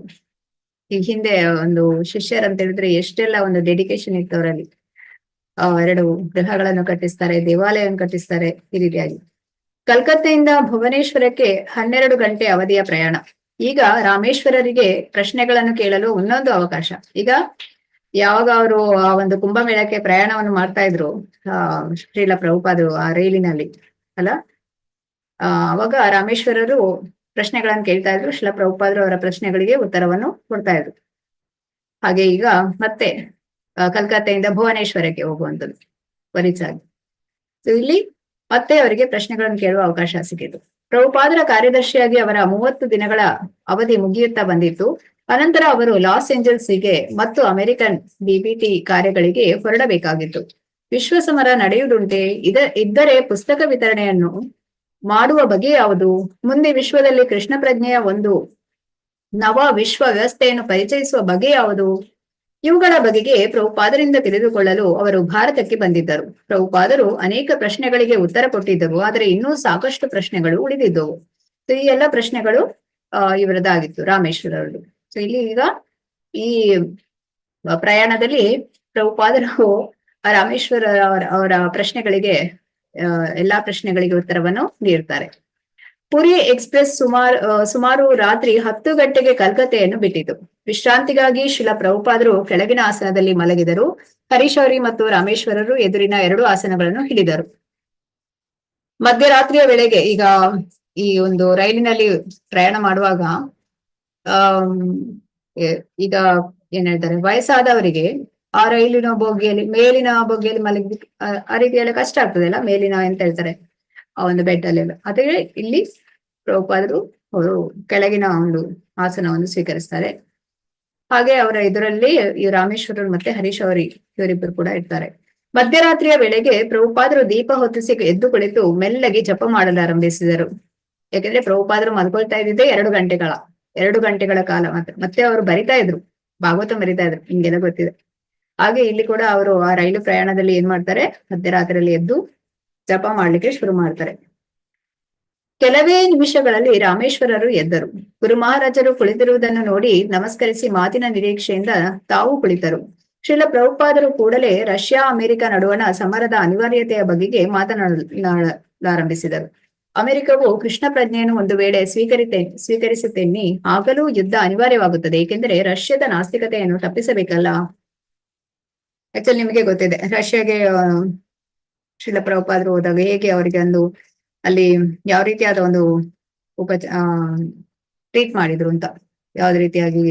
ಮತ್ತೆ ಅವರಿಗೆ ಒಬ್ರು ಇವರನ್ನ ಹೇಗಾದ್ರು ಅಲ್ಲಿ ಅಂದ್ರೆ ಈ ಆಧ್ಯಾತ್ಮಿಕದ ಪ್ರಚಾರವನ್ನು ತೊಡಗಿಕೊಂಡಾಗ ಅಲ್ಲಿ ಒಂದು ಕಠಿಣವಾದ ಶಿಕ್ಷೆಯನ್ನು ಕೊಡ್ತಾ ಇದ್ರು ಅಂತ ಕೇಳಿದ್ರಿ ನಿಮ್ಗೆ ಅಲ್ವಾ. ಹಾಗೆ ಅವರ ಒಬ್ಬರ ಆ ಒಂದು ಯಾರು ಶಿಕ್ಷೆಯನ್ನು ಕೊಡ್ತಾ ಇದ್ದಾನೆ ಅವನು ಮನಸ್ಸು ಅವನು ಒಳ್ಳೆಯ ಮನುಷ್ಯ ಆಗಿರ್ತಾನೆ. ಸೊ ಅವನ ಮನಸ್ಸು ಪರಿವರ್ತಾಗಿ ಶ್ರೀಲ ಪ್ರಭುಪಾದರನ್ನು ಮತ್ತೆ ಅಲ್ಲಿಂದ ಬಿಡುಗಡೆಯನ್ನು ಮಾಡ್ತಾನೆ. ಸೊ ಇದನ್ನ ಕೇಳಿದೆ ನಾನು, ದಿವಸ ಕೇಳಿದಿರ ಅನ್ಕೊಳ್ತೇನೆ. ಹಾಗೆ ಇಲ್ಲಿ ಈ ರಷ್ಯಾದ ನಾಸ್ತಿಕತೆಯನ್ನು ತಪ್ಪಿಸಬೇಕಲ್ಲ, ಯುದ್ಧವು ನಮ್ಮ ಜೀವಿತದ ಕಾಲದಲ್ಲೇ ನಡೆದೀತೆ ಎಂಬ ಪ್ರಶ್ನೆಗೆ ಪ್ರಭುಪಾದರು ಉತ್ತರಿಸುವುದು ಕಷ್ಟ ಎಂದರು. ಶಿಷ್ಯರುಗಳ ಪುಸ್ತಕ ವಿತರಣೆ ಹಾಗೂ ಬ್ಯಾಕ್ ಟು ಗಾಡ್ ಹೆಡ್ ಪತ್ರಿಕೆಗಳ ವಿತರಣೆಯನ್ನು ಅದು ಅವಲಂಬಿಸಿದೆ ಎಂದರು. ಅಂದ್ರೆ ಹೆಚ್ಚು ಪುಸ್ತಕ ವಿತರಣೆಯಾಗಿ ಜನರಿಗೆ ಈ ಮರಳಿ ದೇವತ್ವ ನಡೆಗೆ ಹೋಗ್ಬೇಕು ಅನ್ನೋ ಒಂದು ಇಚ್ಛೆ ಬಂದಲ್ಲಿ ಏನಾಗ್ತದೆ, ಯುದ್ಧವನ್ನೆಲ್ಲ ತಪ್ಪಿಸ್ಲಿಕ್ಕಾಗ್ತದೆ. ಇಲ್ಲಾದ್ರೆ ಯುದ್ಧ ತಪ್ಪಿಸ್ಲಿಕ್ಕೆ ಕಷ್ಟ. ಅದನ್ನ ಇಲ್ಲಿ ಹೇಳ್ತಾರೆ, ಶಿಷ್ಯರುಗಳ ಪುಸ್ತಕ ವಿತರಣೆ ಹಾಗೂ ಬ್ಯಾಕ್ ಟು ಗಾಡ್ ಪತ್ರಿಕೆಗಳ ವಿತರಣೆಯನ್ನು ಅದು ಅವಲಂಬಿಸಿದೆ ಎಂದರು. ರಷ್ಯಾದಲ್ಲಿ ಸರ್ಕಾರವು ಎಲ್ಲಾ ಬಗೆಯ ಸಾಹಿತ್ಯವನ್ನು ನಿರ್ಬಂಧಿಸಲು ಕಟ್ಟುನಿಟ್ಟಾಗಿ ಪ್ರಯತ್ನಿಸಿದ್ದರೂ ಕೃಷ್ಣ ಪ್ರಜ್ಞೆಯ ಗ್ರಂಥಗಳು ರಷ್ಯಾದೊಳಗೆ ನುಗ್ಗುತ್ತಲೇ ಇದ್ದವು ಮತ್ತು ತುಂಬಾ ಜನಪ್ರಿಯವಾಗಿದ್ದವು. ಈಗ ಕೂಡ ನೀವು ನೋಡ್ಬೋದು ರಷ್ಯಾದೊಳಗೆ ರಷ್ಯಾನ್ಸ್ ಎಷ್ಟೊಂದು ಭಕ್ತರಿದ್ದಾರೆ, ಡಿವೋಟೀಸ್ ಇದ್ದಾರೆ ಅಲ್ವಾ. ಈಗ ಬೇರೆ ಎಲ್ಲ ಅವರು ಸಾಹಿತ್ಯಗಳನ್ನ ಯಾವ್ದೋ ಈ ಒಂದು ಆಧ್ಯಾತ್ಮಿಕ ಸಂಬಂಧಪಟ್ಟ ಸಾಹಿತ್ಯಗಳನ್ನು ಎಲ್ಲವನ್ನೂ ಅವರು ನಿರ್ಬಂಧಿಸಿದ್ರು. ಆದ್ರೆ ಕೃಷ್ಣ ಪ್ರಜ್ಞೆಯ ಗ್ರಂಥಗಳು ರಷ್ಯಾದೊಳಗೆ ಹೋಗ್ತಾ ಇತ್ತು, ತುಂಬಾ ಜನಪ್ರಿಯವಾಗಿದ್ರು ಕೂಡ. ಕಮ್ಯುನಿಸ್ಟ್ ನಾಯಕರು ಸ್ವಲ್ಪ ಹೆದರಿದ್ದರು, ಆದರೆ ಅವರು ಭಾರತೀಯ ಸಂಸ್ಕೃತಿಯ ಬಗೆಗೆ ತುಂಬಾ ಗೌರವ ಭಾವನೆ ಹೊಂದಿದ್ದರು. ಪುಸ್ತಕಗಳ ವಿತರಣೆಯನ್ನು ವಿಸ್ತರಿಸುವುದರಿಂದ ಅಮೆರಿಕ ಮತ್ತು ಇಡೀ ಜಗತ್ತು ಕೃಷ್ಣ ಪ್ರಜ್ಞೆಯದಾಗಿ ಬಿಡುತ್ತದೆ ಎಂದರು. ಅಂದರೆ ನೀವು ಪ್ರಸಾರವನ್ನು ಹೆಚ್ಚು ಮಾಡುತ್ತಾ ಹೋಗಬೇಕು. ಈಗಿರುವ ವಿರೋಧ, ಮೆದುಳು ತೊಳೆಯುವುದೆನ್ನುವ ಆರೋಪಗಳು ಇವೆಲ್ಲ ಅವರು ನಮ್ಮ ಪಂಥವನ್ನು ಒಂದು ಸಂಸ್ಕೃತಿ ಎಂದು ಗುರುತಿಸಿರುವುದನ್ನು ಸೂಚಿಸುತ್ತದೆ. ಅದು ಅವರಿಗೆ ಇಷ್ಟವಿರಬಹುದು, ಇಲ್ಲದಿರಬಹುದು, ಆದರೆ ಅವರು ಇದನ್ನು ಶಾಶ್ವತವಾದದೆಂದು ಗುರುತಿಸಿದ್ದಾರೆ ಎಂದು ಪ್ರಭುಪಾದರು ಹೇಳ್ತಾರೆ. ಅಂದ್ರೆ ಈ ಪ್ರಚಾರ ಕಾರ್ಯವನ್ನು ಮುಂದುವರಿಸ್ತಲೇ ಹೋಗ್ಬೇಕು. ಯಾರು ಏನೇ ವಿರೋಧಗಳು ಬರಲಿ ಅಥವಾ ಯಾರಾದ್ರೂ ಅದಕ್ಕೆ ಅಡ್ಡ ಹಾಕ್ಲಿ ಅದನ್ನ ನಿಲ್ಲಿಸಬಾರ್ದು ಅಂತೇಳಿ, ಇದು ಮೆದುಳು ತೊಳೆಯುವುದು ಅಂತ ಹೇಳಿ ಈ ರೀತಿ ಆರೋಪಗಳು ಬಂದ್ರು ಕೂಡ ಅದನ್ನೆಲ್ಲ ಮುಂದುವರಿಸಿಕೊಂಡು ಹೋಗ್ಬೇಕು ಅಂತ ಹೇಳಿ. ಪ್ರಭುಪಾದರು ತಮಗೆ ರಾಜಕೀಯ ಗುರಿಯಿಲ್ಲವೆಂದು ಹೇಳಿದರು, ಆದರೆ ಭಾರತದ ಸಂಸ್ಕೃತಿ ಮತ್ತು ಅಮೆರಿಕದ ಹಣ ಕೈಗೂಡಿಸಿದರೆ ವಿಶ್ವವನ್ನು ಉಳಿಸಬಹುದು ಎಂಬುದು ಅವರಿಗೆ ತಿಳಿದಿತ್ತು. ಈಗ ಹಿಂದೆ ನೋಡಿದ್ವಿ ಕುಂಟ ಮತ್ತೆ ಕುರುಡ ಅಲ್ಲ, ಭಾರತದ ಸಂಸ್ಕೃತಿ ಮತ್ತು ಅಮೆರಿಕದ ಹಣ ಇದೆರಡು ಕೈಗೂಡಿಸಿದರೆ ವಿಶ್ವವನ್ನು ಉಳಿಸಬಹುದು ಅಂತೇಳಿ ಪ್ರಭುಪಾದರು ಹೇಳ್ತಾರೆ. ನೀವು ಇಡೀ ಜಗತ್ತಿನ ಹಿನ್ನೆಲೆಯಲ್ಲಿ ನೋಡಬೇಕು, ಬರಿಯ ಒಂದು ರಾಷ್ಟ್ರದ ದೃಷ್ಟಿಯಿಂದಲ್ಲ. ಅದೇ ನಮ್ಮ ಪ್ರಚಾರ. GBCಯ ಕರ್ತವ್ಯವೂ ಅದೇ. ಅಂದ್ರೆ ಎಲ್ಲರಿಗೂ ಜಗತ್ತಿನ ಏನ್ ಹೇಳ್ತಾರಲ್ಲ, ಹಳ್ಳಿಗೂ ಕೂಡ ಇದನ್ನು ಪ್ರಚಾರ ಕಾರ್ಯದಲ್ಲಿ ತೊಡಗಿಸ್ಕೊಳ್ಬೇಕಂತ ಹೇಳ್ತಾರೆ. ಅಂದ್ರೆ ಚೈತನ್ಯ ಮಹಾಪ್ರಭುಗಳು ಹೇಳ್ತಾರೆ ಏನಂತೇಳಿ, ಪ್ರತಿಯೊಬ್ಬರಿಗೂ ಕೂಡ ಇದು ತಲುಪಬೇಕು ನನ್ನ ಒಂದು ಹೆಸರು ಅಂತೇಳಿ. ಮಾತುಕತೆ 2 ಗಂಟೆಗಳಿಗೂ ಮಿಕ್ಕಿ ನಡೆಯಿತು. ಆತ್ಮೀಯ ಸೂಚನೆಗಳಿಂದ ರಾಮೇಶ್ವರರಿಗೆ ಸಂಪೂರ್ಣ ತೃಪ್ತಿಯಾಗಿತ್ತು. ಪುಸ್ತಕ ವಿತರಣೆ ಮತ್ತು ಯುದ್ಧಗಳ ಬಗೆಗೆ ಈ ಹಿಂದೆ ಇದೇ ಪ್ರಶ್ನೆಗಳನ್ನು ಕೇಳಿದ್ದರಾದರೂ ಪ್ರಭುಪಾದರು ಉತ್ತರ ಕೊಟ್ಟಿರಲಿಲ್ಲ. ಆದರೆ ಈಗ ತಂದೆಯು ತನ್ನ ನಂಬಿಕೆಗೆ ಅರ್ಹನಾದ ಮಗನಿಗೆ ಹೇಳುವಂತೆ ತಮ್ಮ ಅಂತರಂಗದ ಕೆಲವು ಭಾವನೆಗಳನ್ನು ವಿವರಿಸಿದರು ಅಲ್ವಾ. ಪ್ರಾರಂಭಿಕ ಹಂತದಲ್ಲಿ ನಾವು ಕೃಷ್ಣ ಪ್ರಜ್ಞೆಗೆ ಬಂದಾಗ ನಮಗೆ ಎಲ್ಲವೂ ತಿಳಿತಾ ಇರ್ಲಿಲ್ಲ. ಈಗ ನಮಗೆ ಏನ್ ಮಾಡ್ತಾರೆ, ಇವರು ಕೂಡ 1-4 ವರ್ಷಗಳಿಂದ ಕೇಳ್ತಾ ಇದ್ದಾರೆ ಅಂತ ಹೇಳಿ ನಮ್ಗೆ ಇನ್ನಷ್ಟು ಹೇಗೆ ನಾವು ಆಧ್ಯಾತ್ಮದಲ್ಲಿ ಮುಂದುವರಿಯೋದು ಇದನ್ನೆಲ್ಲ ತಿಳಿಸ್ತಾರೆ ಅಲ್ವಾ ನಮ್ಮ ಹಿರಿಯ ಭಕ್ತರು. ಅದೇ ರೀತಿ ಇಲ್ಲಿ ಪ್ರಾರಂಭದಲ್ಲಿ ರಾಮೇಶ್ವರರ ಎಲ್ಲಾ ಪ್ರಶ್ನೆಗಳಿಗೆ ಉತ್ತರವನ್ನು ಕೊಟ್ಟಿರ್ಲಿಲ್ಲ, ಹಾಗೆ ಈಗ ಎಲ್ಲಾ ಪ್ರಶ್ನೆಗಳಿಗೆ ಉತ್ತರವನ್ನು ಕೊಟ್ಟಿದ್ದಾರೆ. ಈಗ ಹೇಗೆ ಹೇಳ್ತಾರೆ ಇಲ್ಲಿ, ತಂದೆಯು ತನ್ನ ನಂಬಿಕೆಗೆ ಅರ್ಹನಾದ ಮಗನಿಗೆ ಹೇಳುವಂತೆ ಎಲ್ಲವನ್ನು ಹೇಳ್ತಾರೆ. ಈ ಮಗ ಒಳ್ಳೆ ಸೇವೆಯನ್ನು ಮಾಡ್ತಾ ಇದ್ರೆ ಆ ಮಗನ ಮೇಲೆ ತುಂಬಾ ವಿಶ್ವಾಸ ಇರ್ತದೆ ತಂದೆಗೆ. ಇತಪ್ಪ ಆಸ್ತಿ ಹೀಗಿದೆ, ಆಸ್ತಿ ಬಗ್ಗೆ ಎಲ್ಲ ತಿಳಿಸಿಕೊಡ್ತಾರೆ ಅಲ್ವಾ. ಹಾಗೆ ಇಲ್ಲಿ ಪ್ರಭುಪಾದರು ತಮ್ಮ ಅಂತರಂಗದ ಕೆಲವು ಭಾವನೆಗಳನ್ನು ವಿವರಿಸಿದರು.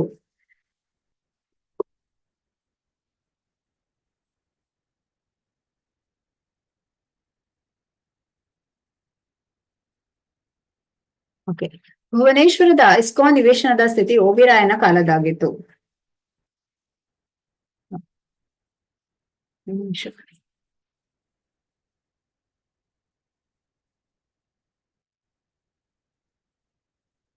ಹುಲ್ಲು ಚಾವಣಿಯ 2 ಸಣ್ಣ ಮಣ್ಣುಗೋಡೆಯ ಹಟ್ಟಿಗಳು, ಒಂದು ಹಟ್ಟಿಯಲ್ಲಿ 8 ಇಂಚು × 12 ಇಂಚು ಅಳತೆಯ ಕೋಣೆಯಲ್ಲಿ ಶ್ರೀಲ ಪ್ರಭುಪಾದರು ವಾಸ ಮಾಡುತ್ತಿದ್ದರು. ಅವರ ಸೇವಕ ಮತ್ತು ಕಾರ್ಯದರ್ಶಿ ಗೋಡೆಯ ಆ ಕಡೆ ವಾಸ ಮಾಡುತ್ತಿದ್ದರು. ಕೆಲವೇ ದಿನಗಳ ಹಿಂದೆ ವಿದ್ಯುತ್ ಸಂಪರ್ಕ ಕಲ್ಪಿಸಲಾಗಿತ್ತು. ಆದ್ದರಿಂದ ಪ್ರಭುಪಾದರ ಡೆಸ್ಕಿನ ಮೇಲೆ ಒಂದು ವಿದ್ಯುತ್ ದೀಪವನ್ನು, ಡಿಕ್ಟೇಟಿಂಗ್ ಯಂತ್ರವನ್ನು ಹರೀಶ್ ಅವರು ಇರಿಸಿದ್ದರು. ಅಂದ್ರೆ ಅಲ್ಲಿಯ ಆಗಿನ ಒಂದು ವಾತಾವರಣ, ಒಂದು ಪರಿಸ್ಥಿತಿ ಹೇಗಿತ್ತು ಅಂತ ಹೇಳಿ. ಹುಲ್ಲು ಚಾವಣಿ 2 ಸಣ್ಣ ಮಣ್ಣುಗೋಡೆ, ಭುವನೇಶ್ವರದ ಇಸ್ಕಾನ್ನ ಒಂದು ಸ್ಥಿತಿ. 2ನೆಯ ಸಣ್ಣ ಹಟ್ಟಿ ಪ್ರಭುಪಾದರ ಕೋಣೆಯಿಂದ ಸುಮಾರು 25 ಅಡಿ ದೂರದಲ್ಲಿದ್ದ ಒಂದು ತಾತ್ಕಾಲಿಕ ದೇವಾಲಯವಾಗಿತ್ತು. 2 ಹಟ್ಟಿಗಳ ನಡುವೆ ಒಂದು ತಾಡಪತ್ರದ ಹೊದಿಕೆ, ಇದರ ಕೆಳಗೆ ಪ್ರಭುಪಾದರ ವ್ಯಾಸಾಸನವಿದ್ದು ಹೊರಾಂಗಣ ಸಭೆಯಲ್ಲಿ ಅವರು ಪ್ರವಚನ ಮಾಡಲು ವ್ಯವಸ್ಥೆಗೊಳಿಸಲಾಗಿತ್ತು. ಆ ನಿವೇಶನದಲ್ಲೇ 2 ಬಾಡಿಗೆಯ ಶಿಬಿರೆಗಳು ಪ್ರಭುಪಾದರ ವಾಸ್ತವ್ಯದ ಅವಧಿಯಲ್ಲಿ ಬರುವ ಭಕ್ತರಿಗಾಗಿ ಸಿದ್ಧವಾಗಿದ್ದವು. ಅವರ ಹಟ್ಟಿಯ ಹಿಂಭಾಗದಲ್ಲಿ ಸುಮಾರು 25 ಅಡಿ ದೂರದಲ್ಲಿ ಶೌಚಾಲಯ ಮತ್ತು ಬಚ್ಚಲು ಮನೆಗಳಿದ್ದವು. ಸೊ ನೀವು ಹಿಂದಿನ ಒಂದು ಮನೆಗಳಲ್ಲಿ ಈ ಹಳ್ಳಿಯಲ್ಲಿ ಎಲ್ಲ ನೋಡಿದ್ರೆ ಈ ಶೌಚಾಲಯ ಬಚ್ಚಲು ಮನೆ ಒಳಗಡೆ ಇರ್ತಾ ಇರ್ಲಿಲ್ಲ. ಆದ್ರೆ ಈಗ ಏನಾಗಿದೆ ಅಂದ್ರೆ ಮನೆ ಒಳಗಡೆನೆ ಅದನ್ನ ನಿರ್ಮಿಸುವಂಥದ್ದು. ಯಾಕೆಂತ ಹೇಳಿದ್ರೆ ಒಂದು ಹೊರಗಡೆ ಹೋಗ್ಬೋದು, ಸೇಫ್ಟಿ ಅಲ್ಲ ಅನ್ನೋ ಒಂದು ಉದ್ದೇಶಕ್ಕೆ. ಇನ್ನೊಂದು ಸ್ಥಳಾವಕಾಶಗಳು ಕೂಡ ಕಡಿಮೆ ಅಲ್ಲ, ಹಾಗಾಗಿ ಮುಂಚೆ ಆಗಲ್ಲ, ಬಹಳಷ್ಟು ಇಲ್ಲಿ ಹೇಳಿದಾಗೆ ಸುಮಾರು ದೂರದಲ್ಲಿ ಇತ್ತು ಅದು. ಈ ಪುರಾತನ ಸೌಲಭ್ಯಗಳ ಬಗೆಗೆ ಶ್ರೀಲ ಪ್ರಭುಪಾದರ ಆಕ್ಷೇಪವಿರಲಿಲ್ಲ. ವಾಸ್ತವವಾಗಿ ಅವರಿಗೆ ಅದು ಇಷ್ಟವೇ ಆಯಿತು. ಅವರಿಗೆ ಆರೋಗ್ಯ ಸರಿ ಇರಲಿಲ್ಲ. ಸೌಲಭ್ಯ ಬೇಕಾದಲ್ಲಿ ಅವರು ಪಶ್ಚಿಮ ರಾಷ್ಟ್ರಗಳಲ್ಲಿದ್ದ ಹಿತಕಾರಿಯಾದ ಕಟ್ಟಡಗಳಲ್ಲಿ ಯಾವುದನ್ನು ಬೇಕಾದರೂ ಆರಿಸಿಕೊಳ್ಳಬಹುದಾಗಿತ್ತು. ಲಂಡನ್ನಿನಲ್ಲಿ ಒಂದು ಭವನ, ಪ್ಯಾರಿಸ್ನ ಒಂದು ದುರ್ಗ, ನ್ಯೂಯಾರ್ಕಿನ ಒಂದು ಪೆಂಟ್ ಹೌಸ್ ಅಪಾರ್ಟ್ಮೆಂಟ್. ಆದರೆ ಒರಿಸ್ಸಾದ ಧೂಳುಮಯವಾದ ಪ್ರದೇಶದ ಒಂದು ಏಕಾಂತದ ನೆಲದ ತುಂಡಿನಲ್ಲಿ ಓಬಿರಾಯನ ಕಾಲದ ಮಣ್ಣಿನ ಹಟ್ಟಿಯಲ್ಲಿ ಅವರು ನೆಮ್ಮದಿಯಿಂದ ನಿರಾತಂಕವಾಗಿ ವಾಸ ಮಾಡುತ್ತಿದ್ರು. ಈಗಾಗ್ಲೇ ಶ್ರೀಲ ಪ್ರಭುಪಾದರು ಪ್ರಪಂಚಾದ್ಯಂತ ಈ ಒಂದು ಹರೇ ಕೃಷ್ಣ ಮಂತ್ರವನ್ನು ಇದು ಏನ್ ಹೇಳ್ತಾರೆ ಆಂದೋಲನವನ್ನು, ಕೃಷ್ಣ ಪ್ರಜ್ಞೆಯನ್ನು ಎಲ್ಲ ಕಡೆ ಪ್ರಚಾರ ಮಾಡಿ ಅವರೀಗ ಎಲ್ಲಿ ಬೇಕಾದ್ರೂ ಇರುವಂತೆ ಅವರಿಗೆ ವ್ಯವಸ್ಥೆ ಇತ್ತು. ಅಂದ್ರೆ ಆ ಲಂಡನ್ ನಲ್ಲಿ ಒಂದು ಭವನ ಆಗ್ಲಿ, ಪ್ಯಾರಿಸ್ ನಲ್ಲಿ ಒಂದು ದುರ್ಗ, ಈ ರೀತಿಯಾಗಿ. ಆದ್ರೆ ಅವರು ಈ ಒರಿಸ್ಸಾದ ಈ ಒಂದು ಹಟ್ಟಿಯಲ್ಲಿ ಏನ್ ಹೇಳ್ತಾರೆ ಒಂದು ಪ್ರದೇಶದಲ್ಲಿ ಅವರು ನೆಮ್ಮದಿಯಿಂದ ನಿರಾತಂಕವಾಗಿ ಇದ್ರು, ಮಣ್ಣಿನ ಹಟ್ಟಿಯಲ್ಲಿ. ಅದಕ್ಕೆ ಹೇಳ್ತಾರಲ್ಲ, ನಾವು ಈಗ ನಾವು ಪ್ರಭುಪಾದರ ನೋಡಿ ತಿಳಿಯುವಂಥದ್ದು ಏನು, ಇಲ್ಲಿ ಟೇಕ್ ಹೋಮ್ ಅಂತಾರಲ್ಲ. ಇವತ್ತು ನಮ್ಮ ಪರಿಸ್ಥಿತಿ ಹೇಗಿದೆ, ನಾಳೆ ನಾವು ಅದಕ್ಕಿಂತ ಉನ್ನತ ಮಟ್ಟಕ್ಕೆ ಹೋದಾಗ ಹೇಗಿರ್ತೇವೆ. ಹೇಳ್ತಾರಲ್ಲ ಕೆಲವರಿಗೆ ಒಂದು ಗಾದೆ ಹೇಳ್ತಾರೆ, ಮಳೆ ಬಂದಲ್ಲಿ ಕೊಳೆ ಹಿಡಿತಾರೆ ಅಂತೇಳಿ. ಅಂದ್ರೆ ಯಾವ ಪರಿಸ್ಥಿತಿ ಬಂದ್ರೂ ಕೂಡ ನಾವು ಒಂದೇ ರೀತಿಯಾಗಿರ್ಬೇಕು ಅಂತೇಳಿ ನಾವೀಗ ಶ್ರೀಲ ಪ್ರಭುಪಾದರಿಂದ ತಿಳಿಬಹುದು. ಅವರಿಂದ ಒಂದು ಅಮೆರಿಕಕ್ಕೆ ಪ್ರಯಾಣ ಬೆಳೆಸಿದಾಗ ಹೇಗೆ ಇದ್ರು, ಅವರೊಬ್ಬರೇ ಆಗಿ ಅಮೆರಿಕಕ್ಕೆ ಹೋಗ್ತಾರೆ. ಆದ್ರೆ ಮತ್ತೆ ಅಮೆರಿಕದಿಂದ ಬರುವಾಗ ಇಷ್ಟು ಶಿಷ್ಯರು ಅವರ ಜೊತೆಯಲ್ಲಿ ಬರ್ತಾರೆ ಅಂತ ಹೇಳಿ. ಹೋಗುವಾಗ ಬರುವಾಗ ಅಂದ್ರೆ ಅವರಲ್ಲಿ ಸಾಕಷ್ಟು ಒಂದು ಹಣ ಇರ್ತದೆ ಅಲ್ವಾ ಬರುವಾಗ. ಆದ್ರೂ ಕೂಡ ಅವರು ಒಂದು ವೃಂದಾವನದಲ್ಲಿ ಆ ಹಳ್ಳಿಯಲ್ಲಿ ಓಡಾಡುದು ಈ ರೀತಿಯಾಗಿ ಅವರು ಇದನ್ನೇ ಇಷ್ಟಪಡ್ತಾ ಇದ್ರು. ಹೊರಗಿನ ವ್ಯಾಸಾಸನದಲ್ಲಿ ಕುಳಿತು ಒಂದು ಸಣ್ಣ ಭಕ್ತರ ಗುಂಪಿಗೂ ಅಲ್ಲಿಯ ಹಳ್ಳಿಗರಿಗೂ ಪ್ರವಚನ ಮಾಡಿದರು. ಶ್ರೀ ಚೈತನ್ಯ ಮಹಾಪ್ರಭುಗಳಿಗೆ ತುಂಬಾ ಇಷ್ಟವಾದ 2 ಪ್ರದೇಶಗಳೆಂದರೆ ಬಂಗಾಳ ಮತ್ತು ಒರಿಸ್ಸಾ ಎಂದು ಹೇಳಿದರು. ಶ್ರೀ ಚೈತನ್ಯ ಮಹಾಪ್ರಭು ಒರಿಸ್ಸಾದ ಜಗನ್ನಾಥಪುರಿಯಲ್ಲಿ ಕೊನೆಯ 18 ವರ್ಷಗಳನ್ನು ಕಳೆದರು. ಅಂದ್ರೆ ಚೈತನ್ಯ ಮಹಾಪ್ರಭುಗಳ ತಾಯಿ ಹೇಳಿರ್ತಾರೆ, ಸಚಿದೇವಿ ಅಲ್ಲ, ನೀವು ಈಗ ಪುರಿ ಜಗನ್ನಾಥರಲ್ಲಿ ಇದ್ದುಕೊಂಡು ಪ್ರಚಾರವನ್ನು ಮಾಡ್ಬೇಕು ಅಂತ ಹೇಳ್ಕೊಂಡು ಪುರಿಯಲ್ಲಿ ಇದ್ದುಕೊಂಡು. ಹಾಗೆ ಇಲ್ಲಿ ಎಷ್ಟು ವರ್ಷ ಇದ್ರು ಅವರು? 18 ವರ್ಷಗಳು ಕಳೆದ್ರು ಅವರು ಒರಿಸ್ಸಾ ಜಗನ್ನಾಥಪುರಿಯಲ್ಲಿ. ಅವರು ವೃಂದಾವನಕ್ಕೂ ದಕ್ಷಿಣ ಭಾರತಕ್ಕೂ ಹೋದದ್ದು ನಿಜ. ಆದರೆ ತಮ್ಮ ಕಾಸಾ ಸಹಚರರಾದ ಶ್ರೀರಾಮಾನಂದರಾಯ ಅಂತ ಹೇಳಿದ್ರೆ ಅರ್ಜುನ, ಅವರು ಅರ್ಜುನನೇ ರಾಮಾನಂದರಾಯರಂಥದ್ದು. ಅವರ ಚೈತನ್ಯ ಮಹಾಪ್ರಭುಗಳ ಕಾಸಾ ಸಹಚರರಾದ ಶ್ರೀರಾಮಾನಂದರಾಯ, ಸಾರ್ವಭೌಮ ಭಟ್ಟಾಚಾರ್ಯ. ನಿಮ್ಗೆ ಗೊತ್ತಿರೋ ಹಾಗೆ ಸಾರ್ವಭೌಮ ಭಟ್ಟಾಚಾರ್ಯ ಮೊದಲು ಮಾಯಾವಾದಿಯಾಗಿದ್ರು, ನಂತರ ಚೈತನ್ಯ ಮಹಾಪ್ರಭುಗಳ ಶಿಷ್ಯರಾಗ್ತಾರೆ. ಮತ್ತು ಶಿಖಿ ಮಾಹಿತಿಗಳೊಂದಿಗೆ, ಅಂದ್ರೆ ಸಾರ್ವಭೌಮ ಭಟ್ಟಾಚಾರ್ಯ ಅಂತ ಹೇಳಿದ್ರೆ ಈ ಪ್ರತಾಪ ರಾಜನ ಮಾವ ಆಗಿರ್ತಾರೆ ಅವರು. ಹೇಗೆ ಪ್ರತಾಪ ರಾಜನಿಗೆ ಆ ಒಂದು ಮಹಾಪ್ರಭುಗಳ ಒಂದು ದರ್ಶನ ಸಿಗ್ಬೇಕು, ಅವರ ಜೊತೆ ಅವರ ಆಶೀರ್ವಾದ ಸಿಗ್ಬೇಕು ಅಂತ ಹೇಳಿ ಇಷ್ಟೆಲ್ಲ ಪ್ರಯತ್ನವನ್ನು ಮಾಡ್ತಾರೆ, ನಿಮ್ಗೆ ಗೊತ್ತಿದೆ. ಸೊ ಇಲ್ಲಿ ಈ ಸಾರ್ವಭೌಮ ಭಟ್ಟಾಚಾರ್ಯ ಮತ್ತು ಶಿಖಿ ಮಾಹಿತಿಗಳೊಂದಿಗೆ ಇರಲು ಜಗನ್ನಾಥಪುರಿಗೆ ಹಿಂದಿರುಗಿದ್ದರು. ಈ ಯುಗದ ಆಧ್ಯಾತ್ಮಿಕ ಚಳವಳಿ ಉತ್ಕಲ ಒರಿಸ್ಸಾದಿಂದ ಉದ್ಘಾಟಿತವಾಗುತ್ತದೆ ಎಂಬ ಗ್ರಂಥೋಲ್ಲೇಖವನ್ನು ಶ್ರೀಲ ಪ್ರಭುಪಾದರು ಸೂಚಿಸಿದರು. ಗೌಡೀಯ ವೈಷ್ಣವರಿಗೆ ಒರಿಸ್ಸಾ ಒಂದು ವಿಶಿಷ್ಟ ಕ್ಷೇತ್ರವೆಂದು, ತಮ್ಮ ಗುರು ಮಹಾರಾಜರು ಹುಟ್ಟಿದ್ದು ಪುರಿಯಲ್ಲಿ ಎಂದು ಹೇಳಿದರು. ಪ್ರಭುಪಾದರು ಗುರು ಮಹಾರಾಜರು ಭಕ್ತಿ ಸಿದ್ಧಾಂತ ಸರಸ್ವತಿ ಠಾಕೂರ್ ಅವರು. ಸೊ ಶ್ರೀಲ ಪ್ರಭುಪಾದರು ಸೂಚಿಸಿದರು. ಈಗ ನಮಗೆ ಇಲ್ಲಿ ಸ್ವಲ್ಪ ಜಾಗ ಸಿಕ್ಕಿದೆ, ಎಷ್ಟು ಕಾಲವಾದರೂ ಚಿಂತೆ ಇಲ್ಲ, ಆದರೆ ನಿಧಾನವಾಗಿ ಖಂಡಿತವಾಗಿ ನಾವು ಕೇಂದ್ರವನ್ನು ಬೆಳೆಸಬಹುದು ಎಂದು ಹೇಳಿದರು. ಭುವನೇಶ್ವರವು ಒರಿಸ್ಸಾದ ರಾಜಧಾನಿಯೂ ಆಗಲಿರುವುದರಿಂದ ಈ ಕೇಂದ್ರವನ್ನು ಬೆಳೆಸಬೇಕಾದದ್ದು ಅಗತ್ಯ ಎಂದರು. ಮುಂದಿನ ದಿನಗಳಲ್ಲಿ ಪ್ರವಾಸಿಗಳು ಒರಿಸ್ಸಾದ ಇತರ ಆಕರ್ಷಕ ಸ್ಥಳಗಳನ್ನು ನೋಡಲು ಬರುತ್ತಾರೆ. ಆದ್ದರಿಂದ ಈ ಕೇಂದ್ರವನ್ನು ಬೆಳೆಸುವುದು ಒರಿಸ್ಸಾದ ಭಕ್ತರ ಕೈಯಲ್ಲಿದೆ ಎಂದು ಹೇಳಿದರು. ಶ್ರೀಲ ಪ್ರಭುಪಾದರು ಮಧ್ಯಾಹ್ನದ ವೇಳೆಗಳಲ್ಲಿ ಖಾಸಗಿ ಭೇಟಿಗೂ ರಾತ್ರಿಯ ವೇಳೆ ನಿರಂತರವಾಗಿ ಪ್ರವಚನ ಕೀರ್ತನ ಪ್ರಸಾದ ವಿನಿಯೋಗಕ್ಕೂ ಏರ್ಪಾಡು ಮಾಡಿ ಆ ಬಗೆಗೆ ಸಾಕಷ್ಟು ಪ್ರಚಾರ ಕೊಡಿ ಎಂದು ಗೌರ ಗೋವಿಂದ ಸ್ವಾಮಿಗಳಿಗೆ ಹೇಳಿದರು. ಆ ಸಂಜೆ ಬಂದ ಅತಿಥಿಗಳ ಸಂಖ್ಯೆ ಕಡಿಮೆ. ಒರಿಸ್ಸಾದಲ್ಲಿ ಇಸ್ಕಾನ್ ಪ್ರಚಾರ ಕಾರ್ಯವನ್ನು ಹೆಚ್ಚಾಗಿ ಮಾಡಿರಲಿಲ್ಲ ಮತ್ತು ಪ್ರಭುಪಾದರು ಆ ಜನರಿಗೆ ಅಷ್ಟಾಗಿ ಪರಿಚಿತರೂ ಆಗಿರಲಿಲ್ಲ. ಹೆಚ್ಚಾಗಿ ಅಲ್ಲಿಯ ರೈತರು, ಹಳ್ಳಿಗರು ಮತ್ತು ಮಕ್ಕಳು ಉಚಿತ ಪ್ರಸಾದಕ್ಕಾಗಿ ಬಂದರು. ಸೊ ಅವರಿಗೆ ಶ್ರೀಲ ಪ್ರಭುಪಾದರ ಬಗ್ಗೆ ಅಷ್ಟಾಗಿ ಅಲ್ಲಿ ಗೊತ್ತಿಲ್ಲ, ಯಾಕಂದ್ರೆ ಅಷ್ಟೊಂದು ಪ್ರಚಾರ ಕಾರ್ಯಗಳು ಅಲ್ಲಿ ನಡೆದಿರ್ಲಿಲ್ಲ. ಆದ್ರೆ ಪ್ರಸಾದ ಒಂದು ಸ್ವೀಕರಿಸೋಗೋಸ್ಕರ ಈ ಮಕ್ಕಳು ಎಲ್ಲ ಬರ್ತಾರೆ, ಹಳ್ಳಿಗರು, ರೈತರು ಎಲ್ಲ. ಸೊ ಸಭೆಯಲ್ಲಿ ತಮಗೆ ಇಂಗ್ಲಿಷ್, ಬಂಗಾಳಿ, ಹಿಂದಿ ಭಾಷೆಗಳು ಬರುತ್ತವೆಂದು, ಒರಿಯಾ ಭಾಷೆ ಬರುವುದಿಲ್ಲವೆಂದು ಹೇಳಿದರು. ಆದುದರಿಂದ ಇಂಗ್ಲಿಷ್ನಲ್ಲಿ ಮಾತನಾಡಲು ನಿರ್ಧರಿಸಿ ಗೌರ ಗೋವಿಂದರಿಂದ ಅನುವಾದ ಮಾಡಿಸಿದರು. ಅವರು ಸ್ವಲ್ಪ ಮಾತನಾಡಿ ನಿಲ್ಲಿಸುತ್ತಿದ್ದರು. ಆಗ ಗೌರ ಗೋವಿಂದ ಸ್ವಾಮಿಗಳು ಅದನ್ನು ಒರಿಯಾದಲ್ಲಿ ಹೇಳುತ್ತಿದ್ದರು. ಶ್ರೀಲ ಪ್ರಭುಪಾದರು ಈ ಒಂದು ಪ್ರವಚನ ಮಾಡುವಾಗಲೂ ಕೂಡ ಈ ಅನುವಾದ ಕಾರ್ಯವನ್ನು ಮಾಡ್ತಾ ಇದ್ರು. ಈಗ ಹೇಗೆ ನೀವು ಯಾತ್ರೆಗೆಲ್ಲ ಹೋದಾಗ ಅಲ್ಲಿ ಇಂಗ್ಲಿಷ್ ನಲ್ಲಿ ಅಥವಾ ಹಿಂದಿಯಲ್ಲಿ ಹೇಳಿದಾಗ ಕೆಲವರು ಹೇಳ್ತಾರೆ ಅದು ಕನ್ನಡದಲ್ಲಿ ಅನುವಾದ ಮಾಡ್ಬೇಕು ಅಂತೇಳಿ, ಕನ್ನಡದಲ್ಲಿ ಕೂಡ ಮಾಡ್ತಾರೆ ಅಲ್ವಾ. ಪ್ರಭುಜಿಯವರೆಲ್ಲ ಮಾಡ್ತಾ ಇದ್ರು ಈ ರೀತಿಯಾಗಿ. ಸಂಜೆಯ ಪ್ರವಚನದಲ್ಲಿ ಶ್ರೀಲ ಪ್ರಭುಪಾದರು ಐಹಿಕ ಜಗತ್ತಿನಲ್ಲಿ ದೇವೋತ್ತಮ ಪರಮಪುರುಷನ ಪಾರಮ್ಯವನ್ನೇ ಧಿಕ್ಕರಿಸುವ ಪ್ರಯತ್ನಗಳು ಅವಿರತವಾಗಿ ನಡೆಯುತ್ತಿವೆ. ಈಗಿನ ಸಂದರ್ಭದಲ್ಲಿ ಭಗವಂತನ ಪಾರಮ್ಯವನ್ನು ಹೇಗೆ ಧಿಕ್ಕರಿಸುವುದು ಎಂಬುದೊಂದೇ ವಿಜ್ಞಾನಿಗಳೆನಿಸಿಕೊಳ್ಳುವವರ ಕಸುಬಾಗಿ ಬಿಟ್ಟಿದೆ. ಅಂದ್ರೆ ಎಲ್ಲವೂ ನಾನೇ ಮಾಡಿದ್ದು, ನನ್ನಿಂದಲೇ ಆಯ್ತು ಅಂತ ತಿಳಿತಾರೆ. ನನ್ನ ಒಂದು ಬುದ್ಧಿ ಶಕ್ತಿಯಿಂದ ನಾನು ಮಾಡಿದ್ದು, ಎಲ್ಲ ಸಾಮರ್ಥ್ಯ ನನಗಿದೆ ಅಂತ. ಆದ್ರೆ ಭಗವಂತನಿಂದ ಎಲ್ಲವೂ ನಮಗೆ ಸಿಗ್ತಾ ಇದೆ, ಭಗವಂತನಿಂದ ಈ ಜ್ಞಾನ ಸಿಕ್ಕಿದೆ. ಸರ್ವಸ್ಯ ಚಾಹಂ ಹೃದಯ ಸನ್ನಿವಿಷ್ಟು ಮತ್ತ ಸ್ಮೃತಿ ಜ್ಞಾನ ಮವೋಹನಂಚ. ಈ ಸ್ಮರಣೆ ಅಥವಾ ಮರೆವು ಎಲ್ಲವೂ ಕೂಡ ಭಗವಂತನಿಂದ ಸಿಕ್ಕಿದೆ. ಇದನ್ನ ಅವರು ಒಪ್ಪಿಕೊಳ್ತಾ ಇರ್ಲಿಲ್ಲ.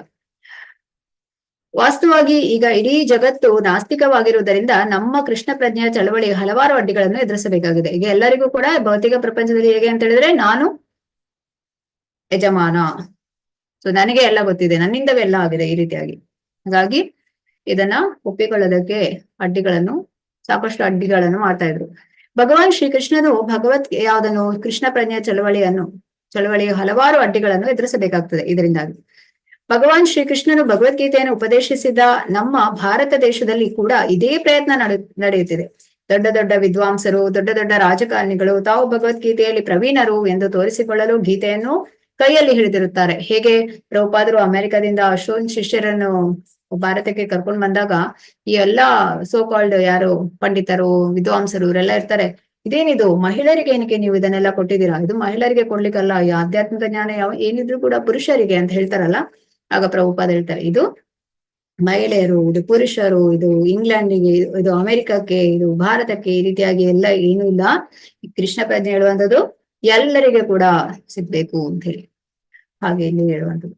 ಸೊ ಇವ್ರ ಏನ್ ಮಾಡ್ತಾರೆ, ಇವರು ಸೋ ಕಾಲ್ಡ್ ಯಾರು ವಿದ್ವಾಂಸರು, ರಾಜಕಾರಣಿಗಳು ಇವರೆಲ್ಲ ಭಗವದ್ಗೀತೆಯಲ್ಲಿ ಪ್ರವೀಣರು ಎಂದು ತೋರಿಸಿಕೊಳ್ಳಲು ಗೀತೆಯನ್ನು ಕೈಯಲ್ಲಿ ಹಿಡಿದಿರ್ತಾರೆ. ಆದರೆ ಅವರು ಮಾಡುವ ವ್ಯಾಖ್ಯಾನವೆಲ್ಲ ಕೃಷ್ಣ ವಿರೋಧಿಯೇ ಆಗಿದೆ. ಅಂದ್ರೆ ಅಲ್ಲಿ ಕೃಷ್ಣನನ್ನು ಬಿಟ್ಟು ಬೇರೆ ಎಲ್ಲವನ್ನು ಮಾಡ್ತಾರೆ. ಅವರ ಪುಸ್ತಕಗಳನ್ನು ನೋಡಿದ್ರೆ ನಿಮ್ಗೆ ಗೊತ್ತಾಗ್ತದೆ, ಕೃಷ್ಣನನ್ನು ಆಡ್ ಮಾಡೋದಿಲ್ಲ. ಪ್ರಭುಪಾದರು ಸುಮಾರು 10 ನಿಮಿಷ ಮಾತನಾಡಿದರು. ಯಾರು ಪ್ರಶ್ನೆ ಕೇಳಲಿಲ್ಲ. ಭುವನೇಶ್ವರದ ಹಗಲದಗೆ ಮತ್ತು ರಾತ್ರಿಯ ತಂಪು ಎರಡೂ ಪ್ರಭುಪಾದರಿಗೆ ಹಿತವಾಗಿದ್ದವು. ಕೆಲವು ಗಂಟೆ ವಿಶ್ರಾಂತಿಯ ಅನಂತರ ಎದ್ದು ಶ್ರೀಮದ್ ಭಾಗವತದ ಅನುವಾದ ಕಾರ್ಯವನ್ನು ಆರಂಭಿಸಿದರು. ಕುಂಭಮೇಳಕ್ಕೆಂದು ಮುಂಬೈ ಬಿಟ್ಟಾದ ಅನಂತರ ಇದೇ ಪ್ರಥಮ ಬಾರಿಗೆ ಅನುವಾದ ಮುಂದುವರಿದಿತ್ತು. ಅಂದ್ರೆ ಅಷ್ಟು ಸಮಯ ಅವರಿಗೆ ಅನುವಾದ ಮಾಡ್ಲಿಕ್ಕೆ ಅದಕ್ಕೆ ಸಮಯ ಬಂದಿರಲಿಲ್ಲ. ಈಗ ಮತ್ತೆ ಅನುವಾದ ಕಾರ್ಯದಲ್ಲಿ ಅವರು ತೊಡಗಿಸಿಕೊಂಡ್ರು. 9ನೇ ಸ್ಕಂದದ ಕೊನೆಗೆ ಬಂದಿದ್ರು. ನಿತ್ಯಾನಂದ ಪ್ರಭುಗಳ ಜನ್ಮ ದಿನೋತ್ಸವವಾದ ಫೆಬ್ರವರಿ 2ರಂದು ಹೊಸ ದೇವಾಲಯದ ಶಿಲಾನ್ಯಾಸ ಸಮಾರಂಭವನ್ನು ಗೌರ ಗೋವಿಂದ ಮಹಾರಾಜರು ವ್ಯವಸ್ಥೆಗೊಳಿಸಿದ್ದರು. ಅಲ್ಲಿಯವರೆಗೂ ಇದ್ದು ಅನಂತರ ಹೋಗುವುದಾಗಿ ಶ್ರೀಲ ಪ್ರಭುಪಾದರು ಹೇಳಿದರು. ಸೊ ನಿತ್ಯಾನಂದ ಪ್ರಭುಗಳು ಬಲರಾಮನೇ ನಿತ್ಯಾನಂದ ಪ್ರಭುಗಳಾಗಿ ಅವತರಿಸುವಂಥದ್ದು. ಅವರ ಜನ್ಮ ದಿನೋತ್ಸವ ಫೆಬ್ರವರಿ 2ರಂದಿರ್ತದೆ. ಹಾಗೆ ಅಲ್ಲಿವರೆಗೆ ಇರ್ಬೇಕು ಅಂತೇಳಿ ಗೌರ ಗೋವಿಂದ ಮಹಾರಾಜರು ಆ ವ್ಯವಸ್ಥೆಗೊಳಿಸ್ತಾರೆ ಅಲ್ಲಿ ಒಂದು ಸಮಾರಂಭಕ್ಕೆ ಶಿಲಾನ್ಯಾಸ, ದೇವಾಲಯದ ಶಿಲಾನ್ಯಾಸ ಸಮಾರಂಭ. ಸೊ ಅಲ್ಲಿವರೆಗೂ ಇದ್ದು ಅನಂತರ ಹೋಗುವುದಾಗಿ ಶಿಲ ಪ್ರಭುಪಾದರು ಹೇಳ್ತಾರೆ. ಶಿಲ ಪ್ರಭುಪಾದರ ಆರೋಗ್ಯ ಕ್ಷೀಣಿಸುತ್ತಿದ್ದುದರಿಂದ ಅವರು ಕರಿದ ಪದಾರ್ಥಗಳನ್ನು ತಿನ್ನುವಂತಿರ್ಲಿಲ್ಲ. ಭುವನೇಶ್ವರದ ನಿಷ್ಣಾತ ಅಡುಗೆಯವರಾದ ಪಾಲಿಕಾ ದೇವಿದಾಸಿ ಮತ್ತು ಶ್ರುತಿ ರೂಪ ದೇವಿದಾಸಿ ಇವರುಗಳು ತುಪ್ಪವನ್ನೇ ಸೋಕಿಸದೆ ಸತ್ವಯುತವಾದ ರುಚಿಕರವಾದ ಅಡುಗೆಯನ್ನು ತಯಾರಿಸುತ್ತಿದ್ದರು. ಆದರೂ ಕೆಲವು ನಿರ್ದಿಷ್ಟ ಕರಿದ ಪದಾರ್ಥಗಳನ್ನು ಬೇಡಿ ತೆಗೆದುಕೊಳ್ಳುತ್ತಿದ್ದರು. ಆಮೇಲೆ ಅದು ಸರಿ ಹೋಗಲಿಲ್ಲವೆನ್ನುತ್ತಿದ್ದರು.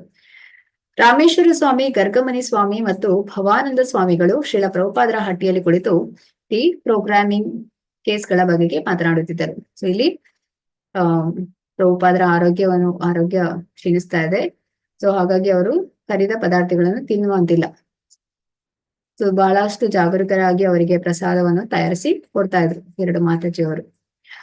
ಮತ್ತೆ ಈಗ ಬೆಳಗಿನ ತರಗತಿಯಲ್ಲಿ ಕೇಳಿದ್ರಿ ಪ್ರಭುಜಿಯವರು ಹೇಳ್ತಾ ಇದ್ರು ಗರ್ಗಮನಿ ಸ್ವಾಮಿ ಯಾರು? ಮೊದಲಿಗೆ ಜಯಪತಾಕ ಸ್ವಾಮಿ ಮಹಾರಾಜರು ಆ ಒಂದು ಏನ್ ಹೇಳ್ತಾರೆ ಕೀರ್ತನ್ ಮಾಡುವಲ್ಲಿ ಹೋದಾಗ ಅವ್ರಿಗೆ ಅಲ್ಲಿ ಒಂದು ಈ ಹಣ ಕೊಟ್ರೆ ಪುಸ್ತಕವನ್ನು ಕೊಟ್ಟಿದ್ದು. ಮೊದಲಿಗೆ ಯಾರು? ಇವರು ಗರ್ಗಮುನಿಯವರು. ಇವರು ಭಾಗವತ 1ನೇ ಸ್ಕಂದ ಪುಸ್ತಕವನ್ನು ಕೊಡ್ತಾರೆ. ಯಾರಿಗೆ? ಜಯಪತಾಕ ಸ್ವಾಮಿ ಗುರು ಮಹಾರಾಜ ಗರ್ಗಮುನಿ ಸ್ವಾಮಿ. ಸೊ ಮತ್ತು ಭವಾನಂದ ಗೋಸ್ವಾಮಿಗಳು ಶ್ರೀಲ ಪ್ರಭುಪಾದರ ಹಟ್ಟಿಯಲ್ಲಿ ಕುಳಿತು ಟಿ ಪ್ರೋಗ್ರಾಮಿಂಗ್ ಕೇಸ್ಗಳ ಬಗೆಗೆ ಮಾತನಾಡುತ್ತಿದ್ದರು. ಇಸ್ಕಾನ್ನ ಈ ಶತ್ರುಗಳು ಎಂತಹ ಉಗ್ರವಾದಿಗಳೆಂದರೆ ಶ್ರೀಲ ಪ್ರಭುಪಾದರು ಅಮೆರಿಕೆಗೆ ಹೋಗುವುದು ಅಪಾಯಕಾರಿ ಎಂದು ಅವರು ಹೇಳುತ್ತಿದ್ದರು. ಶ್ರೀಲ ಪ್ರಭುಪಾದರು ಅಡ್ಡ ಬಂದು ಉಪಾಯವಾಗಿ ಮಾತಿನ ದಿಕ್ಕನ್ನು ಬದಲಿಸಿದರು. ನಮ್ಮ ಸದ್ಯದ ಸಮಸ್ಯೆ ನನ್ನ ಅನಾರೋಗ್ಯದ್ದು. ನನಗೆ ಆಹಾರ ಜೀರ್ಣವಾಗುತ್ತಿಲ್ಲ, ಆದ್ದರಿಂದ ಕೈಕಾಲುಗಳು ಬಾತುಕೊಂಡಿವೆ ಎಂದರು. ಸೊ ಅವ್ರದ್ದು ಯಾವುದೋ ಒಂದು ಚರ್ಚೆ ಆಗ್ತಾ ಇತ್ತು. ಈ ಪ್ರಭುಪಾದರು ಅಮೆರಿಕಕ್ಕೆ ಹೋಗುದು ಅಪಾಯಕಾರಿ ಅಂತ ಹೇಳ್ಕೊಂಡು, ಆದ್ರೆ ಪ್ರಭುಪಾದರು ಏನ್ ಮಾಡ್ತಾರೆ, ಅವರ ಆರೋಗ್ಯದ ಬಗ್ಗೆ ತಿಳಿಸ್ತಾರೆ. ರಾಮೇಶ್ವರರು ಕೇಳಿದರು, ಅದು ನಿಮ್ಮ ಅನುವಾದ ಕಾರ್ಯಕ್ಕೆ ಅಡ್ಡು ಮಾಡುತ್ತದೆಯೇ? ಅದಕ್ಕೆ ಮಾತಾಜಿ ಓದಿದ್ ಮುಗೀತಲ್ಲ ಮಾತಾಜಿ, ಮುಂದೆ ಹೇಳ್ತಾ ಇದ್ದೀರಾ? ಹೌದಾ? ಹಾ, ಥ್ಯಾಂಕ್ ಯು. ಪ್ರಭುಪಾದರು ಹೇಳಿದ್ರು, ಅಲ್ಲಿವರೆಗೂನೇ ಆಗಿದ್ದದು. It's okay.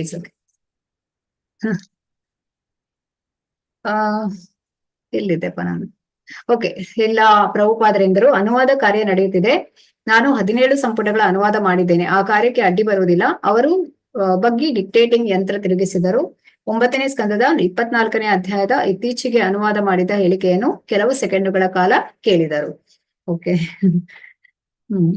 ಈಗ ಪ್ರಭುಪಾದರು ಈ 9ನೇ ಸ್ಕಂದದ 24ನೇ ಅಧ್ಯಾಯದ ಅನುವಾದ ಮಾಡ್ತಾ ಇದ್ರು. ಇದ್ರ ಬಗ್ಗೆ ಅವರು ಹೇಳ್ತಾ ಇದ್ರು. ಓಕೆ. ವಂಚಕಲ್ಪತರುಭ್ಯಶ್ಚ ಕೃಪಾ ಸಿಂಧುಭ್ಯ ಏವ ಚ ಪತಿತನಾಂ ಪಾವನೇಭ್ಯೋ ವೈಷ್ಣವೇಭ್ಯೋ ನಮೋ ನಮಃ. ಅನಂತಕೋಟಿ ವೈಷ್ಣವಂದಿಗೆ ಜೈ. ನಾಮಾಚಾರ್ಯ ಹರಿದಾಸ್ ಠಾಕೂರ್ की जय. ಶ್ರೀಲ ಪ್ರಭುಪಾದ की जय. ಹರೇ ಕೃಷ್ಣ ಕೃಷ್ಣ ಕೃಷ್ಣ ಹರೇ ಹರೇ, ಹರೇ ರಾಮ ರಾಮ ರಾಮ ಹರೇ ಹರೇ. ಶ್ರೀ ರಾಧಾ ಗೋವಿಂದ की जय. ಶ್ರೀ ಗೌರಂಗ की जय. ಶ್ರೀಲ ಪ್ರಭುಪಾದ की जय. ಹರೇ ಕೃಷ್ಣ. ಧನ್ಯವಾದಗಳು ಮಾತಾಜಿ. ಹರೇ ಕೃಷ್ಣ. ಹರೇ ಕೃಷ್ಣ ಮಾತಾಜಿ ಹರೇ ಕೃಷ್ಣ ಅಟೆಂಡೆನ್ಸ್ ಆಗ್ತಾ ಮಾತಾಜಿ. ಇತ್ತು. ಧನ್ಯವಾದಗಳು ಮಾತಾಜಿ. ಹರೇ ಕೃಷ್ಣ. ಮಾತಾಜಿ, ಅಟೆಂಡೆನ್ಸ್ ಆಗ್ತಾ